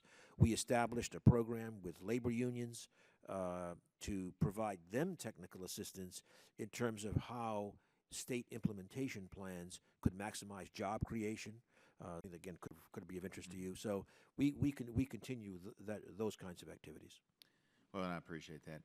Can you tell me how many carbon capture and storage commercial scale power projects are up and running today? Up and running. Well, there's the Boundary Dam in Canada. There are a variety of industrial facilities that have CCUS here and globally. There's one operating in the United States, one about to operate, and Petronova in probably less than a year as a coal power plant in Texas with enhanced oil recovery. All right, because talking about Boundary Dam, my understanding is that the project. I should have said Kemper is coming as well, of course. Okay, but my understanding is Boundary Dam is currently is the only operating post-combustion capture system in the world, and the EPA relied on that to make its determination that CCS is adequately demonstrated for power production. But I'm reading all these articles that say they're only hitting about 40% of where they thought they would be. I'm just wondering if you can say is that accurate to your understanding? Are they doing better than hitting about 40% of what they expected? I think it's different from many other of these technologies where we're pushing, pushing forward. We're sharing know-how. I mean, the first, forget carbon capture, when the first integrated gasification coal plant started operating in Florida, for example, and the same experience was in Spain and elsewhere. That IGCC plant, it took 3 years to reach its operating because you're learning, you're breaking it in, and so I think this is nothing unusual. Well, I think that the same is true for, by the way, CSP plants. And I would just say that while that you would expect some 40% seems awfully low, and I think it may take them a little bit longer than 3 years. I could come and show you the IGCC histories. No carbon capture, just IGCC, and you'll see. Maybe it's on track. Gentleman's time's expired. This time, Chair recognizes the gentleman from Maryland, Mr. Sarbanes, for 5 minutes.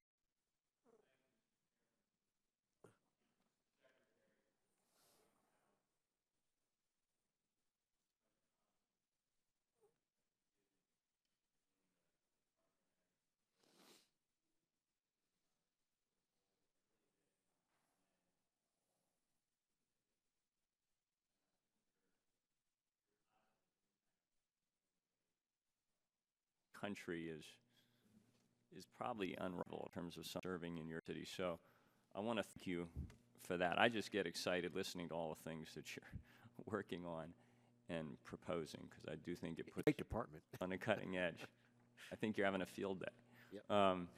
So I did want to talk about, I noticed in the budget that you've proposed consolidating the department's efforts in a new Office of Energy Jobs Development. So I wanted to speak about that for a moment. And that office is going to do a number of things: manage the collection of energy jobs data, which is critical, and then issue an annual report on our progress there, coordinate the ongoing energy workforce development activities across the department and in this amazing network of national labs that you've alluded to, and thirdly, provide technical advice and support to states and localities to advance energy workforce training and economic development.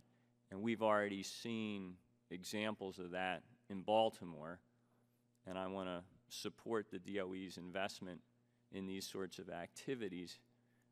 In particular, the clean energy sector has tremendous potential, as you know, to be the next big growth industry that can spur the economy.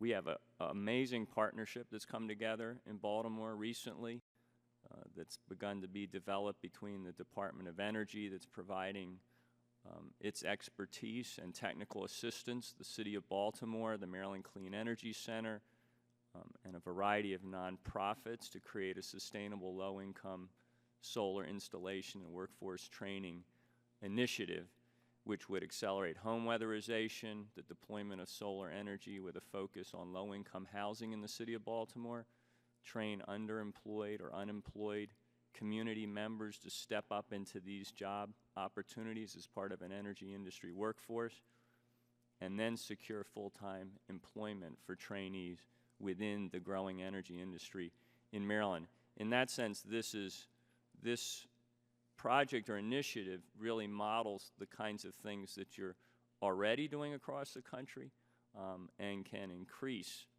efforts around the country in a like manner. So can you just give me some of your thoughts? Because obviously the department views this as a priority and as just a basic economic development initiative, particularly one that can focus on some hard-hit and neglected economic areas around the country. It offers great promise. Well, thank you, Congressman, and also thank you for your personal engagement in the Baltimore Solar Initiative. Also, Congressman Cummings and Senator Cardin as well. But you've been particularly deeply engaged, which we appreciate. So the Baltimore Initiative was, I think, as you say, a good model. We're working with the local institutions, Morgan State University being just one of them, and the idea is here for the members is to try to integrate solar deployment with the weatherization of homes for higher efficiency in low-income areas. And obviously, Baltimore has had its challenges over the last year.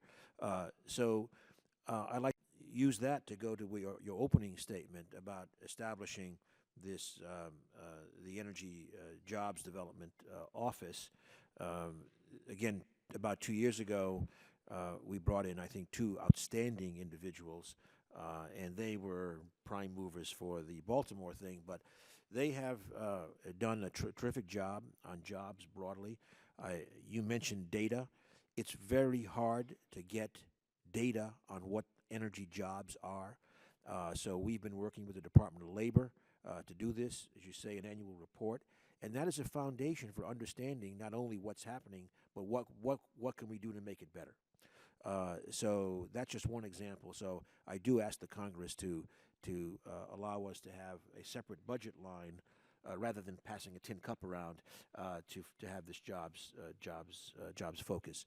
I just mentioned the last thing I'll say is again, you've raised it, is in this case of the solar, it would be great to link that then to training local citizens to do things like solar installation. In November, this country passed 208,000 direct jobs in solar alone, and on the installation side, you can be talking. You're certainly talking north of $20 an hour for an installer. Get some training. We'll do a community college program to do that.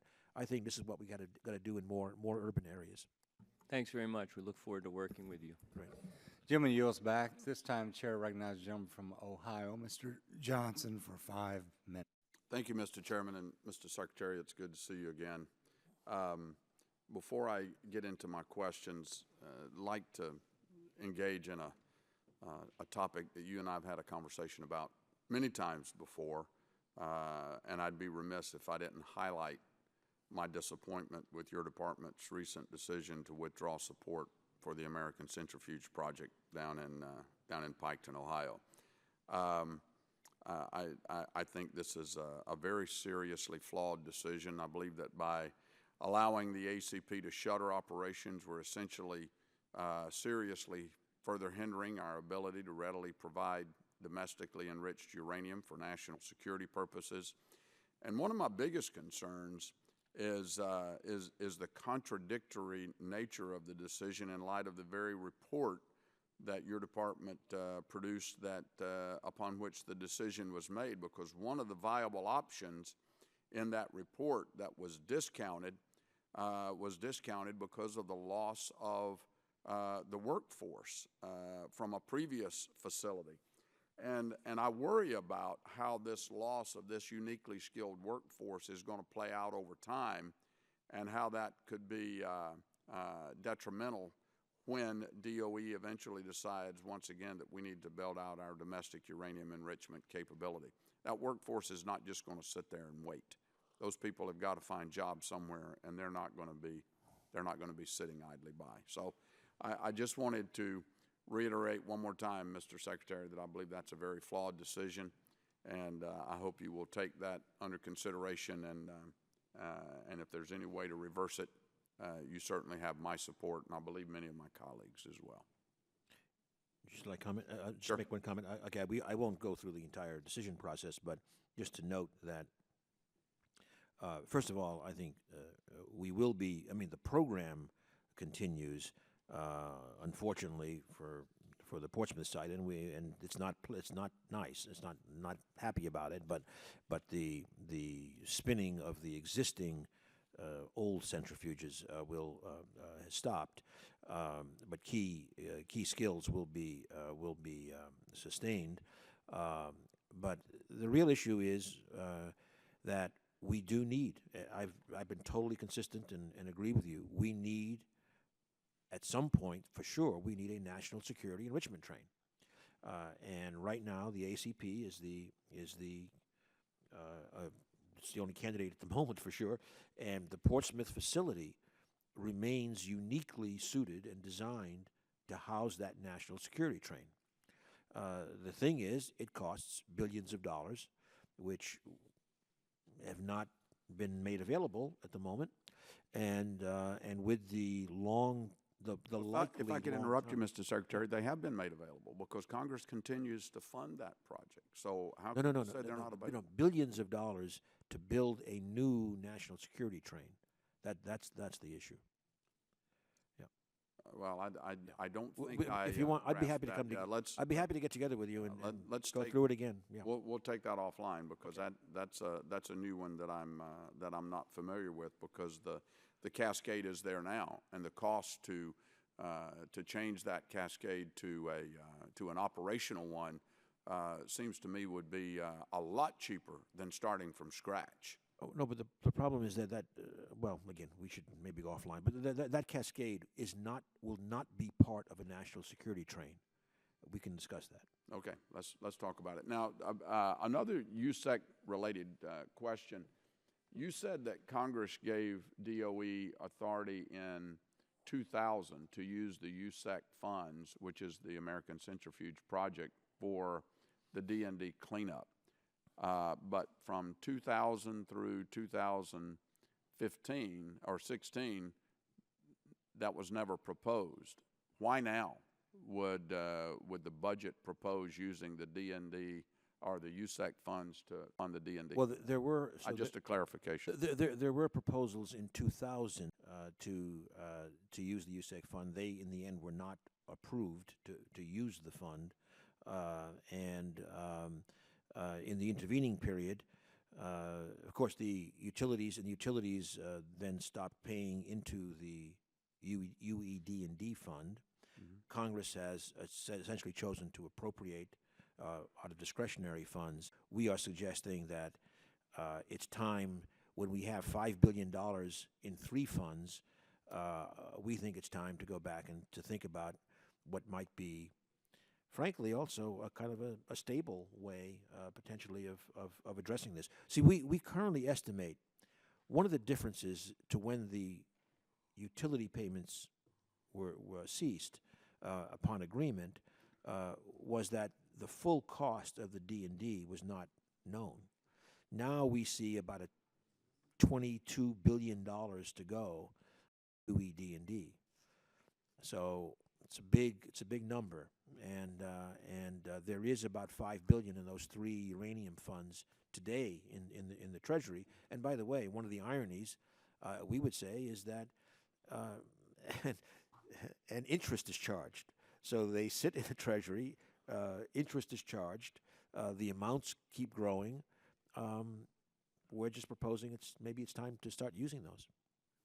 Okay. Well, we can talk offline. Thank you. Gentleman's time has expired. At this time, Chair recognizes the gentleman from Pennsylvania, Mr. Doyle, for 5 minutes. Thank you, Mr. Chairman, and I want to thank my 2 colleagues for their courtesy in letting me speak today. Secretary Munoz, thank you for being here. It's always a pleasure to have you here in front of our committee, and I want you to know how much I appreciated your visit last year to Pittsburgh. And it was great. We didn't get a chance to tour the NETL, so I want to invite you to come back as soon as possible so that you and I can visit the NETL in Pittsburgh and the incredible workforce that's down there. Let me ask you a question. This is the first DOE budget to distinguish or delineate the NETL's infrastructure program versus the research and operations program. Can you explain this distinction in a little greater detail and the reason why you've decided to structure the budget this way? Well, one of the principal reasons is that the outstanding, relatively new director of NETL urged us to do it this way, and I think she is right. Previously the budget was kind of, it was hard to figure out what it was. A piece of it was in the CCS line, a piece of it was in program administration, and now I think this gives greater transparency into what I would call, because of course, as you well know, NETL has got 2 very different functions. One is the R&D, and one is largely is kind of a contract manager. This gives and not only for FE, but for other programs as well.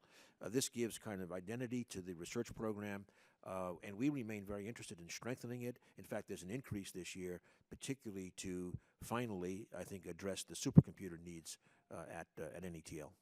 So as far as the impacts on the workforce and the organizational structure at NETL, you're saying that this just helps distinguish funding lines for program management versus R&D? Correct, and in fact, there's been an increase in the R&D. Yeah, and I certainly support increased funding for the NETL that's featured in the budget, but I'm a little bit concerned that the request seems to represent an overall decrease in funding for fossil energy R&D, and specifically a significant decrease in funding for CCS and advanced power systems at NETL. Can you explain a little bit the reasoning for this decrease? Well, no. See, part of that is the we can call it restructuring, but it's the frankly the termination of some of the large demonstration projects that could not reach financial close, and so those funds have been redirected to supporting now what I would call more R&D as opposed to the demonstration projects. So that's where the pilot projects, for example, for chemical looping, which NETL is actually working on right now. Mm-hmm. They have a smallish facility and oxy-combustion and the like. So I think this actually strengthens what I would call the more of the basic R&D program. So also in the budget, you're basically adding natural gas carbon capture under the carbon capture heading that was previously reserved for coal-related research. Right. Can you just expand a little bit on your thought process for that? Well, so it's a relatively small amount of funding. I forget the exact number, maybe 15 million something, to go into the design of what could then be a natural gas carbon capture demonstration of some undetermined scale at the moment. The reasoning is quite simple. Clearly, carbon capture with coal, whether it's direct, as we're now doing, or some of the new approaches, is important. But also with natural gas, as we, again, we have a long view in terms of our technology development. And in the long term, right now, gas, one can argue, has been contributing to lower carbon emissions. But if we're going to practically decarbonize the electricity sector, ultimately natural gas would have to have carbon capture as well. Mm-hmm. So this is the early stages of design. Yeah, and finally, I was pleased to see the administration's initiative to increase investment in research dollars in clean transportation systems. Can you explain how under the 21st Century Clean Transportation Plan, stakeholders like our universities or companies in the area can work with the administration? Oh, I think there would be substantial calls for proposals to do that. It's the proposal in that plan is for $500 million additional in transportation. So it would be very, very broad based, and that's quite separate from the infrastructure, the fuels infrastructure issues. It's really R&D on those areas. So Great. Certainly, if I'm issuing that, there will be plenty of chances for the universities to. Great. Thank you, and let's get a date to go down to Nettle in Pittsburgh. Got it. Thank you, Mr. Chairman. Thank you very much. Thank you. Gentleman yields back. This time recognize the gentleman from Missouri, Mr. Long, for 5 minutes. Thank you, Mr. Chairman, and thank you, Secretary Moniz. It's always a pleasure to see you here and hear from you. You kind of brighten my day when you come in and talk to us, so thank you. One of the new projects announced at the Paris Climate Conference is the Mission Innovation Program. Now, I'm taking my family down to Disney World later this month, and if I saw a ride there, Mission Innovation, it would not surprise me, because that sounds like something you'd ride at Disney World. But this involves the U.S. and 19 other countries. A key component of the program is the Breakthrough Energy Coalition, which is a group of international private capital investors. Could you expand on how this investment coalition is comprised and what the level of involvement is or cooperation between the Department of Energy and this breakthrough group? Certainly. The two initiatives or coalitions, if you like, the 20 countries and the 28 investors from 10 countries, they are independent. Now, there's communication. So they were formed in parallel, and the idea was because they have the opportunity to feed off of each other. We increased the innovation pipeline. That gives more investment opportunities, and these investors declare, well, yeah, if you guys give us more opportunities, we're going to be there with billions of dollars to come and invest. But I want to emphasize that whatever information is generated, for example, it's possible that we have talked about but have not yet nailed down. Around June, early June, we should have this kind of more nailed down, the relationship. We may do some joint, like, technology roadmaps. What's the pathway to sunlight to fuels as a kind of a possible transformative thing? But if done, after all, we are a government agency. Such information would not be proprietary to those investors. That would be open to everybody to see the benefits of. That was kind of my next part of my next question is, do you have any concerns that these private investors are gaining an advantage or an upper hand through special treatment from the Department of Energy's Clean Energy Program? Oh, well, that's what I just addressed. No, so we have to make it sure that it's great, but then they don't have special access to information or to lab technologies, et cetera. We have to make this transparent, and we have done this, by the way. So at what point is this available to the public? I mean, these findings or whatever you want to call it. Whenever they're done. I mean, like if it's a technology roadmap, when we have it. So you get these private investors working with the Department of Energy to come up. It could be, and with some others talking about. So the idea is you wouldn't feel that it'd give them an advantage. Well, the information would then have to be available to everyone as a public DOE report, and no, so we're very sensitive to that. Oh, that's a no. I'd take it. You don't think that they would give them an advantage?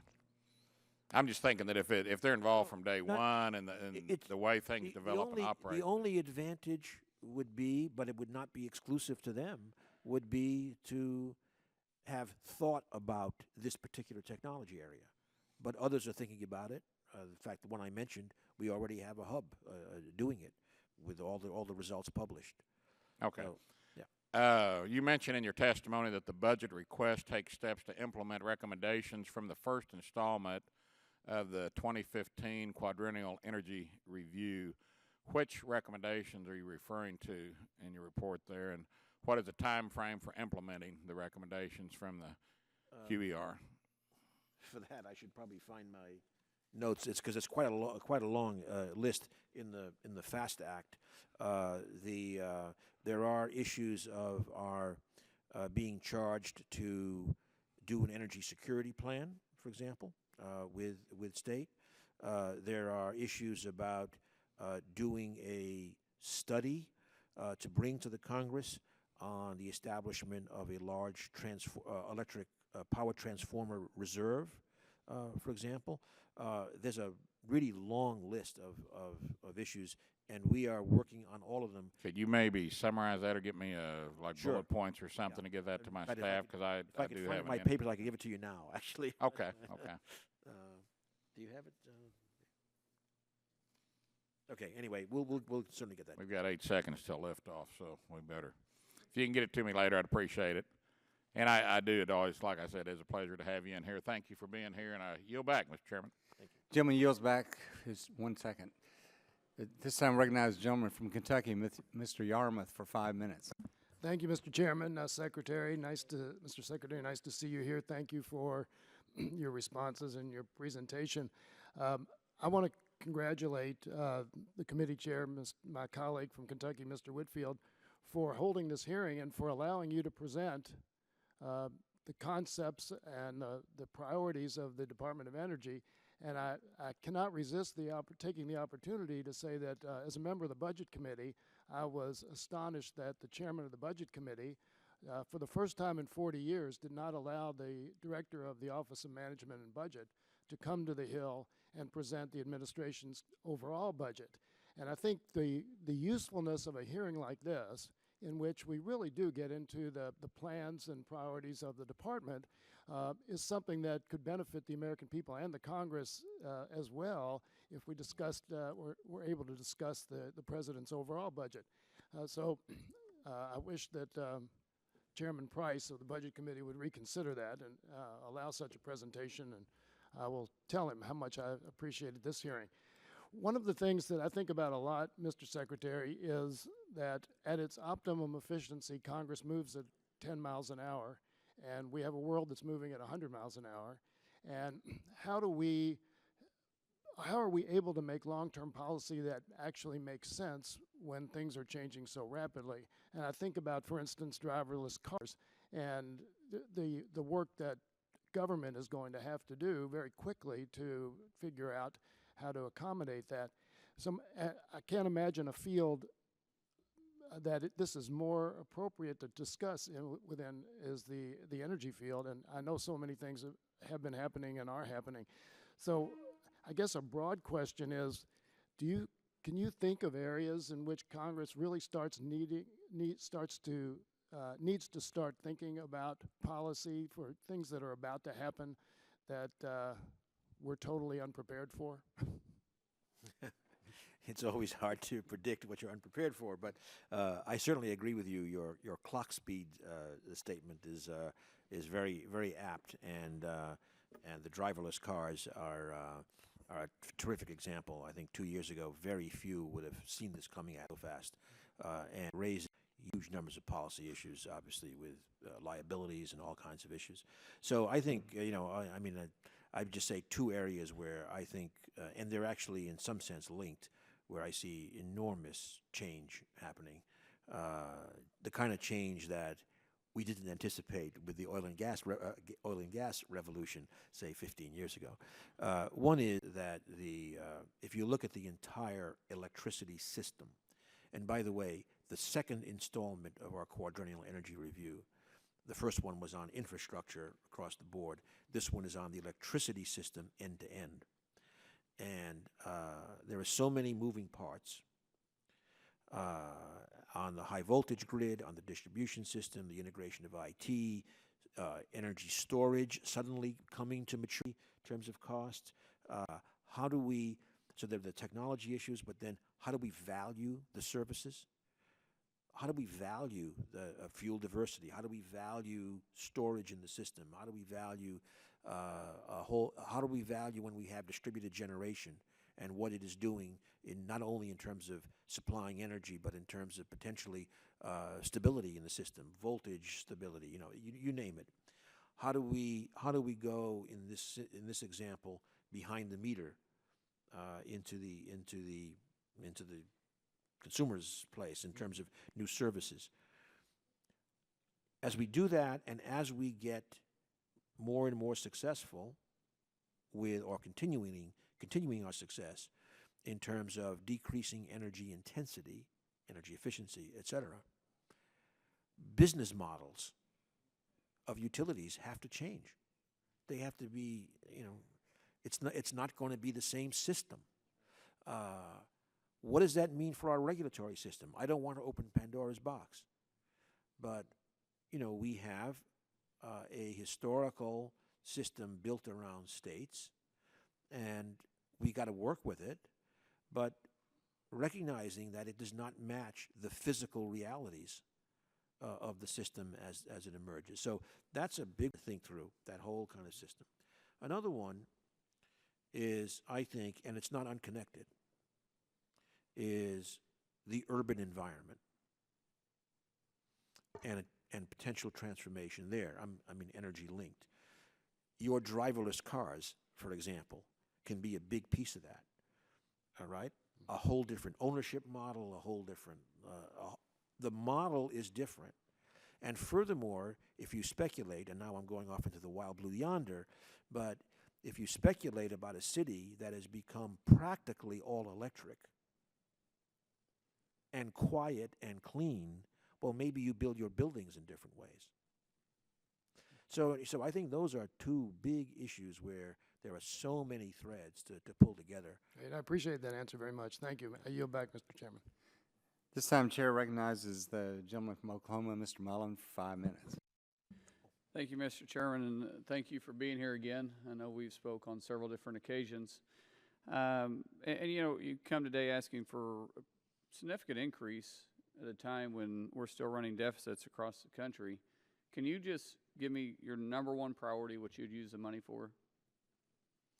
Well, the first point I would make is that, again, our discretionary request. No, not the number one thing. What are you looking for? The number one. I want to make the point. It's 2%, and the president's budget is within the cap.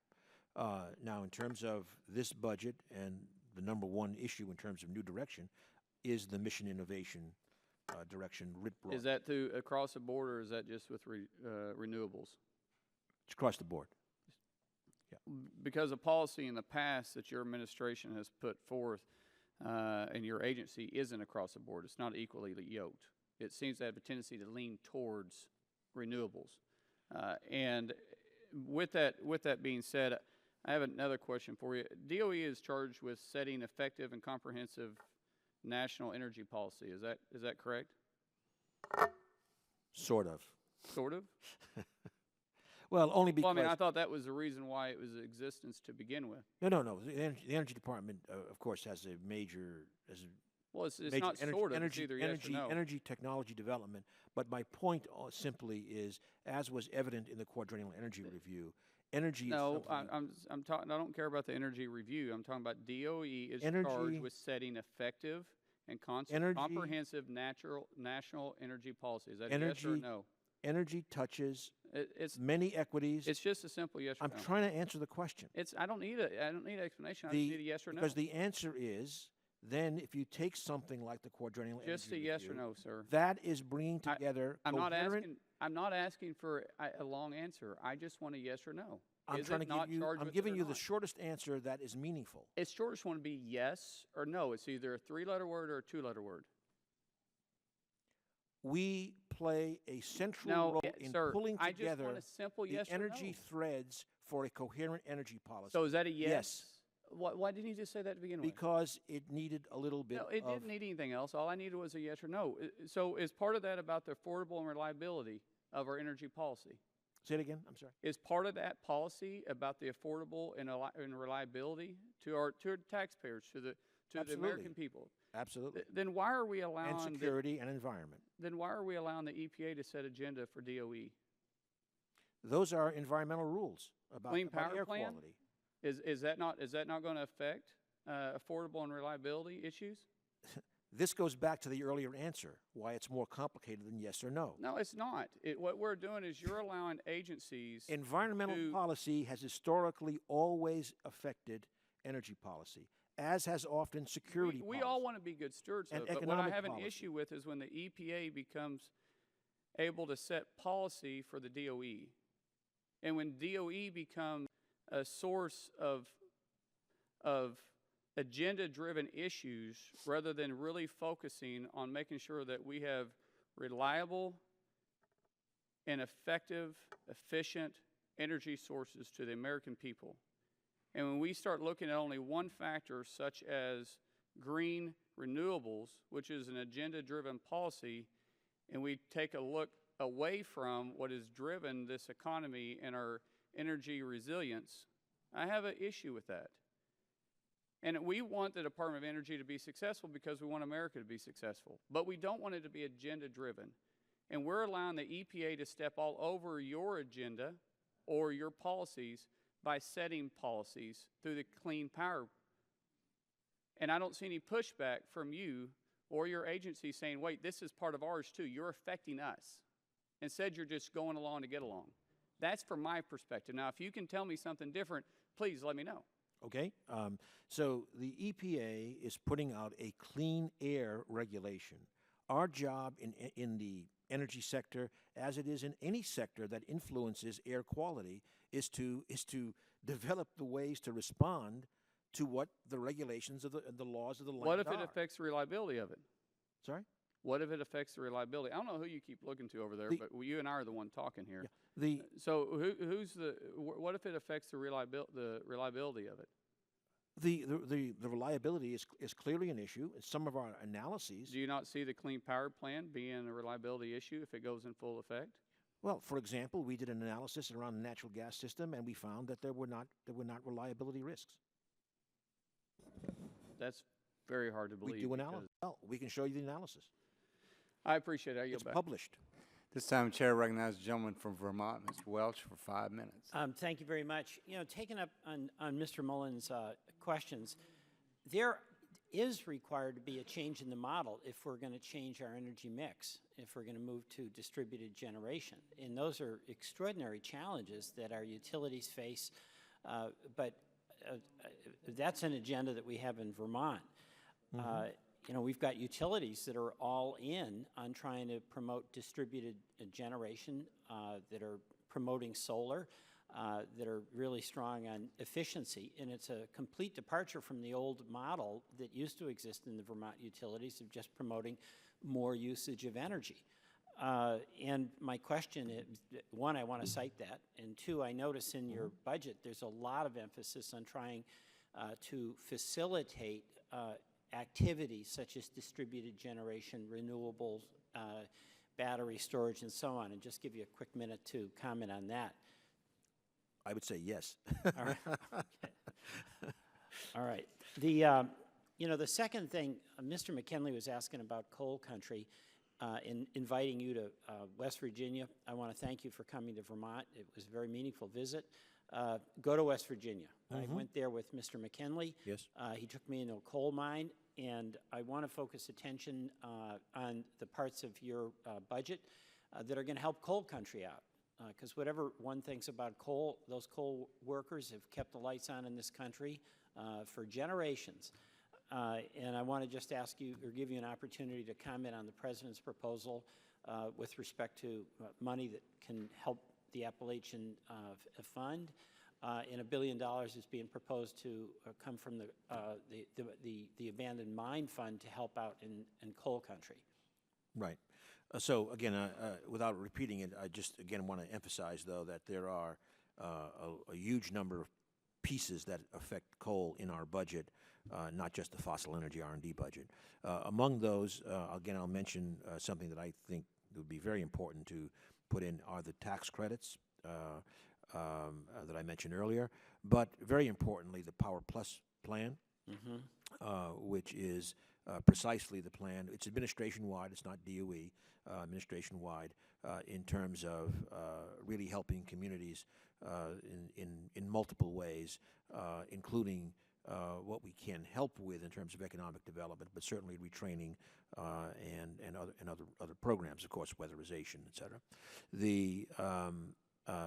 This is part of why we have two offices that are critical here. One is the ED office, the Economic Development and Diversity Office, and then this jobs focus, this Job Strategy Council I formed. They have been in coal country. Well, they visited Mr. Griffith, for example, and I think it was I heard from them as well that it was a very good visit, well, we are trying very hard. I would and I just encourage you to keep doing that, because that's the one area Yeah. where, and these coal workers are Yeah. wonderful people, and they are Yeah. getting hammered, and we got to help them. We completely agree, and again, I would urge that the Congress look favorably, I hope, on our trying to convert that into a separate budget line and little office. Well, I'd be frankly, glad to frankly, work with you and colleagues on doing that. and that goes back to what Mr. Rush said earlier, Yeah. because I think if we do that, we have a better chance of trying to kind of get that planted in the Department of Energy as a function that will go on in the next administration. Well, thank you. I've got one more minute. We've got a nuclear plant that's being decommissioned, and we're just stuck with the nuclear waste. It's in dry cask storage along the banks of the Connecticut River. It's really a problem. It's a problem for us. We're going to live with this for how long, we don't know. Yucca Mountain, none of us are particularly optimistic about its prospects. We've got a bill in Congress, a bipartisan bill, where Texas wants to have an interim storage site. Vermont would be glad to provide some stuff to store. The administration's Blue Ribbon Commission seems to be open to that. I know this is a difficult, delicate issue for you, but what about the prospects of having some interim storage site while whatever is going to happen with Yucca works itself out, so that we don't have this waste literally right along the banks of the Connecticut River? We have a request for information out right now to the public, following through on the consent-based approach to storage, pilot interim storage, big interim storage, and geological repositories for both civilian spent fuel and high-level waste. We are moving forward to the extent that we can in getting the interim storage advanced. We cannot, without congressional authorization, actually do a site. But the issue that has arisen with Texas about the possibility of a private site is one that we would support the Congress providing clarity on that as being an acceptable path forward, because ultimately, presumably to work, that may at least require access to the Nuclear Waste Fund, and that would certainly require legislative action. Thank you very much, Secretary Moniz, and my time is up, and I yield back. Thank you. Gentleman's time's expired. This time I recognize the gentleman from North Carolina, Mr. Hudson, 5 minutes. Thank you, Mr. Chairman, and thank you, Secretary, for being here with us today. The original Advanced Research Projects Agency within DOE has been in existence for a few years now. Part of the mission of the program is to, quote, accelerate transformational energy technologies from concept to market, end quote. Has anything come to market yet since the program's inception 6 years ago? For example, has there been any wide-scale deployment of commercialized product that's resulted from the ARPA-E program? Yes, sir. And you know, this is a pretty short time for this kind of business, and already there are 36 companies and I don't know, 9 or 10 commercial products being sold, and they span quite a diversity of technologies. That's encouraging to hear. What metrics does DOE use to evaluate the success of these projects? Well, I like to talk about intermediate metrics and then the ultimate metrics. The ultimate metrics are that these technologies have indeed, that some number of them have indeed gone into the marketplace and have scaled to some appreciable time. In the energy business, that's not a 5-year business. But the intermediate metrics, I would say, are very, very positive. I mentioned already the 36 companies and 9 or 10 products, but in addition, about a quarter of all of the projects that have been completed have attracted well over $1 billion of private sector funding. Another quarter of the projects, roughly, has attracted follow-on interest from the Department of Energy or other government agencies like DOE, for example. So when you take a program that is by its nature kind of pushing on the edge of the technology, and roughly half of them, after a 3-year project, have got follow-on, including company creation, that's pretty good. If anything, it makes you worry, are we taking enough risk?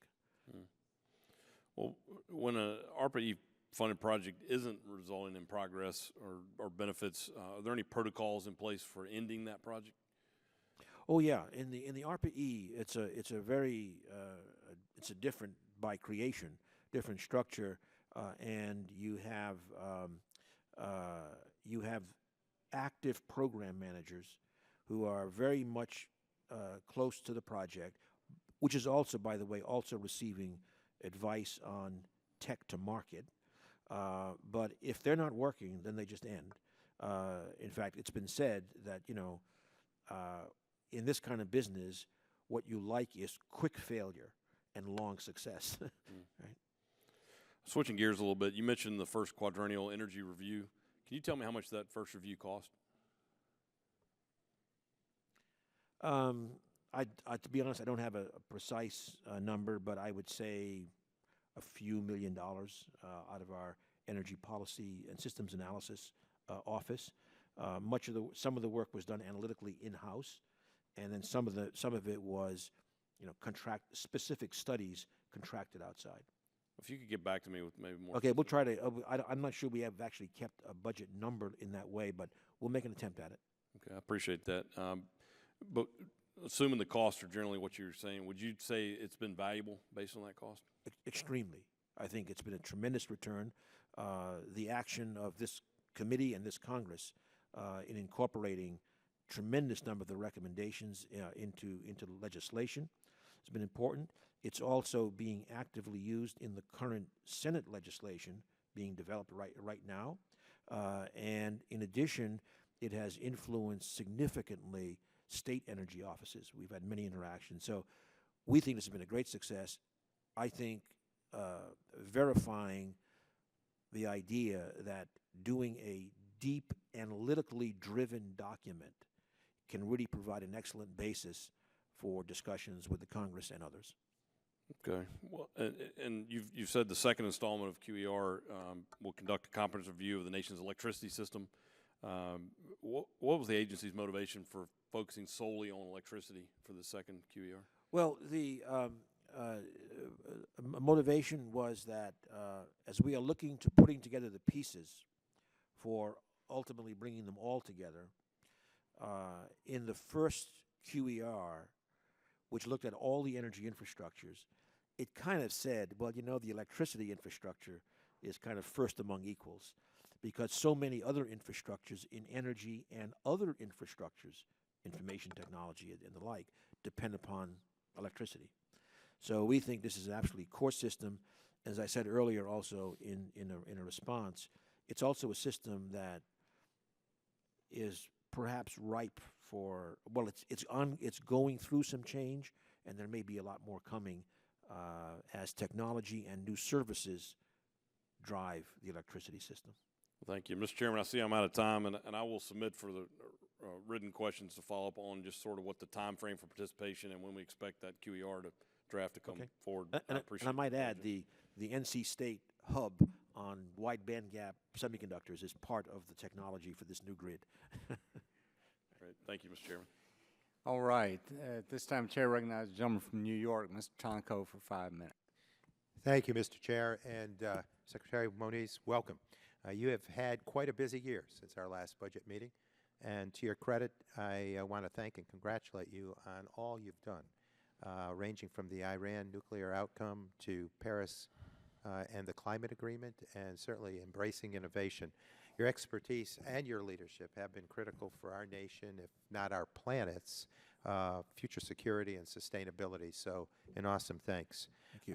Mr. Secretary, mission innovation is a critical aspect toward meeting the goals of COP21 agreement. There was consensus coming out of Paris that new technologies and energy innovation will be needed to enable the transition to a low, if not zero, carbon emission future.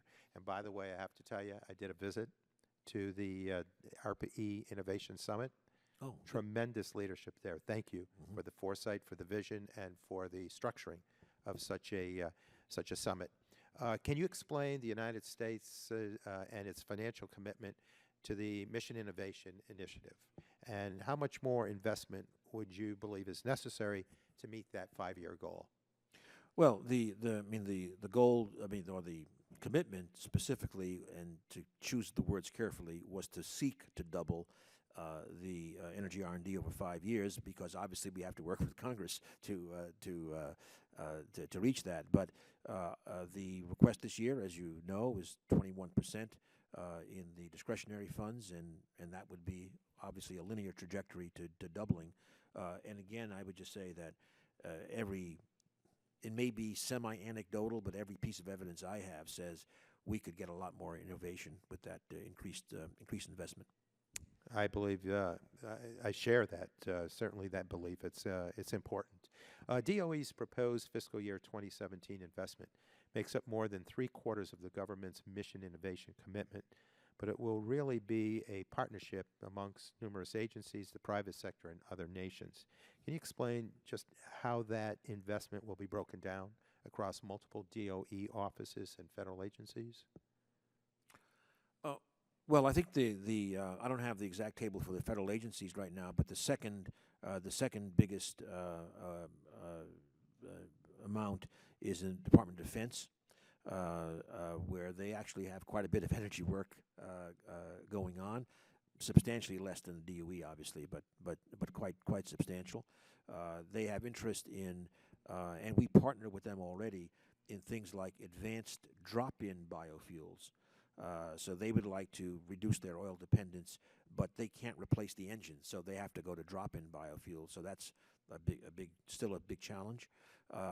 They have lots of interest in things like microgrids for their stationary assets, for their facilities, and of course something that is not a major energy user on the scale of quads of energy, but very important, and for our warfighters is the question of portable energy that the people on the front lines can use. Thank you. And there are some 19 other countries that have also made R&D commitments. What are the benefits of working with international investors, and what's the cooperative, collaborative research concept that you're hoping for here? First of all, it's important to note that among the countries, the 20 countries, there is no obligation to work together on projects. It's every country makes its sovereign choice about managing its expanded portfolio. So the main thing here is that it gets a lot more innovation going. Now, I expect that there will be enhanced collaboration between countries that share a specific interest in a project. For example, with India, we discussed in general terms that distributed generation may provide a great opportunity for much more collaboration with them on technology development. We both have distributed generation needs. They're somewhat different, but that could be a logical one. Another one where we're already ramping up, but I'd say in our discussions with the Saudis, quite different. The issue of what are we going to do about HFC replacements, especially for warm climates, not only different operating fluids potentially, but new thermodynamic cycles. more adventurous, if you like, in technology. So I think those will appear, but we have no obligation for enhanced international collaboration. We manage our portfolio. The investors are international. They will be looking for the best opportunities that come out of these innovation pipelines in any of the 20 countries. So the extent to which we push, we're also going to capture that investment. Thank you. Mr. Secretary, I've used up my time. Let me again thank you for your leadership. It's awesome. And the benefits of your leadership are showing themselves through all of this. So with that, I thank you and yield back, Mr. Chair. Gentleman yields back, and now I recognize myself for 5 minutes of questions, since I waited until everyone else asked their questions first. Well, Mr. Secretary, thank you again for being here today. We really appreciate it. Reference was made to the nuclear waste problem, and I'm not sure exactly how many nuclear power plants we have operating in the U.S. today. I think it's roughly 100 or roughly 100. 99. 99, yeah, right. Mm-hmm. And this does not reflect on you, but as a nation, I think we've made some major blunders in the area of dealing with nuclear waste. I know the Nuclear Waste Fund, nuclear power plants have been contributing to that for some time. We've spent roughly, you can correct me if I'm wrong, but we've spent roughly $12 or so billion on Yucca Mountain. When the day came for the government to take possession of this waste and start moving it to Yucca Mountain was not ready to take it, not certified, and so the nuclear power plants filed the lawsuit against the federal government and obtained a judgment against the federal government. I don't remember the exact amount of that judgment. I was told it was roughly $10 billion, but do you know the exact amount of? I don't know the exact up to now, but the projections have said it might reach, it could reach $20 billion eventually. Yeah, because it's ongoing, because they can't take, so roughly $20 billion. And now we're looking at maybe an interim site, and it is my understanding, and I think you confirmed this, that that interim site would never work unless Congress approves it. Is that your understanding? Yes, according to the Nuclear Waste Policy Act, we cannot establish an interim site without. And so here we're kind of at a stalemate on that issue. Yeah. And then that brings up three other funds. On the nuclear waste fund, the nuclear power plants are not paying into that fund as a result Correct. of the judgment. That was suspended. Yeah, and did the government's paying them every year, I guess, a certain amount of money to satisfy this judgment? I don't know how much, but whatever it is, okay.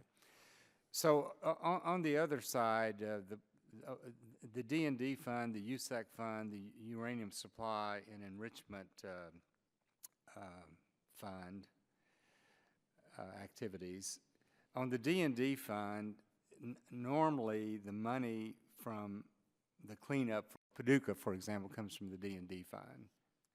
And it's my understanding that the D&D fund is funded from the utility plants as a result of some legislation maybe that passed around 1992 or so, and that was suspended in 2007 roughly. So since then, they have not paid into this fund. And how much is the Department of Energy spending each year to assist these communities in cleanup total? Do you know exactly? No, but I would guess it's for the three sites, it's probably the order of $500 million. But obviously, we can add up the numbers. Yeah, but I mean, I think Paducah is roughly 270, 280 million. Yeah, so. I may be a bit low, and Portsmouth, of course, there's also the barter contribution, right? About 150 million. Right. If you don't count that, right, then we're probably around 500 million. But now you are proposing some mandatory funding and taking money out of the USEC fund, which I guess has just been sitting there. Accumulating interest. Yeah, accumulating. Oh, is that interest staying in the fund? Okay, it's not. I believe so. That's my understanding. Okay, so it's not being. So, and in order to go to the mandatory funding, the way you all are suggesting, that would require legislation as well. Is that correct? Yeah, we would need some authorization, and I believe that's the case. All right. I should check with the experts, but also there's also the question of offsets. And, okay. Because of the budget cap. Right. Right. Now, okay, so I wish we could talk a little bit more about that, but I've only got like 20-some seconds left. I would just add that we did suggest a possible offset with a $0.25 per kilowatt hour from the relevant utilities. Okay. Okay. Now, this is really a parochial issue. This gets down to Paducah, and on September 2nd, you all issued a request for information for the Paducah Cleanup Project. And it's my understanding that the contract will expire, the current contract expires in July 2017. And do you have any idea if you all expect to renew a contract by that time, or can you give me a brief explanation where you think you are? I would certainly expect that, but why don't I nail that down and get back to you promptly? Okay. But our expectation is we are moving towards having a contract in place. Okay. We certainly need continuity, obviously. So. And then, in closing, I'm going to editorialize for just a minute, just a pet peeve that I have, which does not relate to you.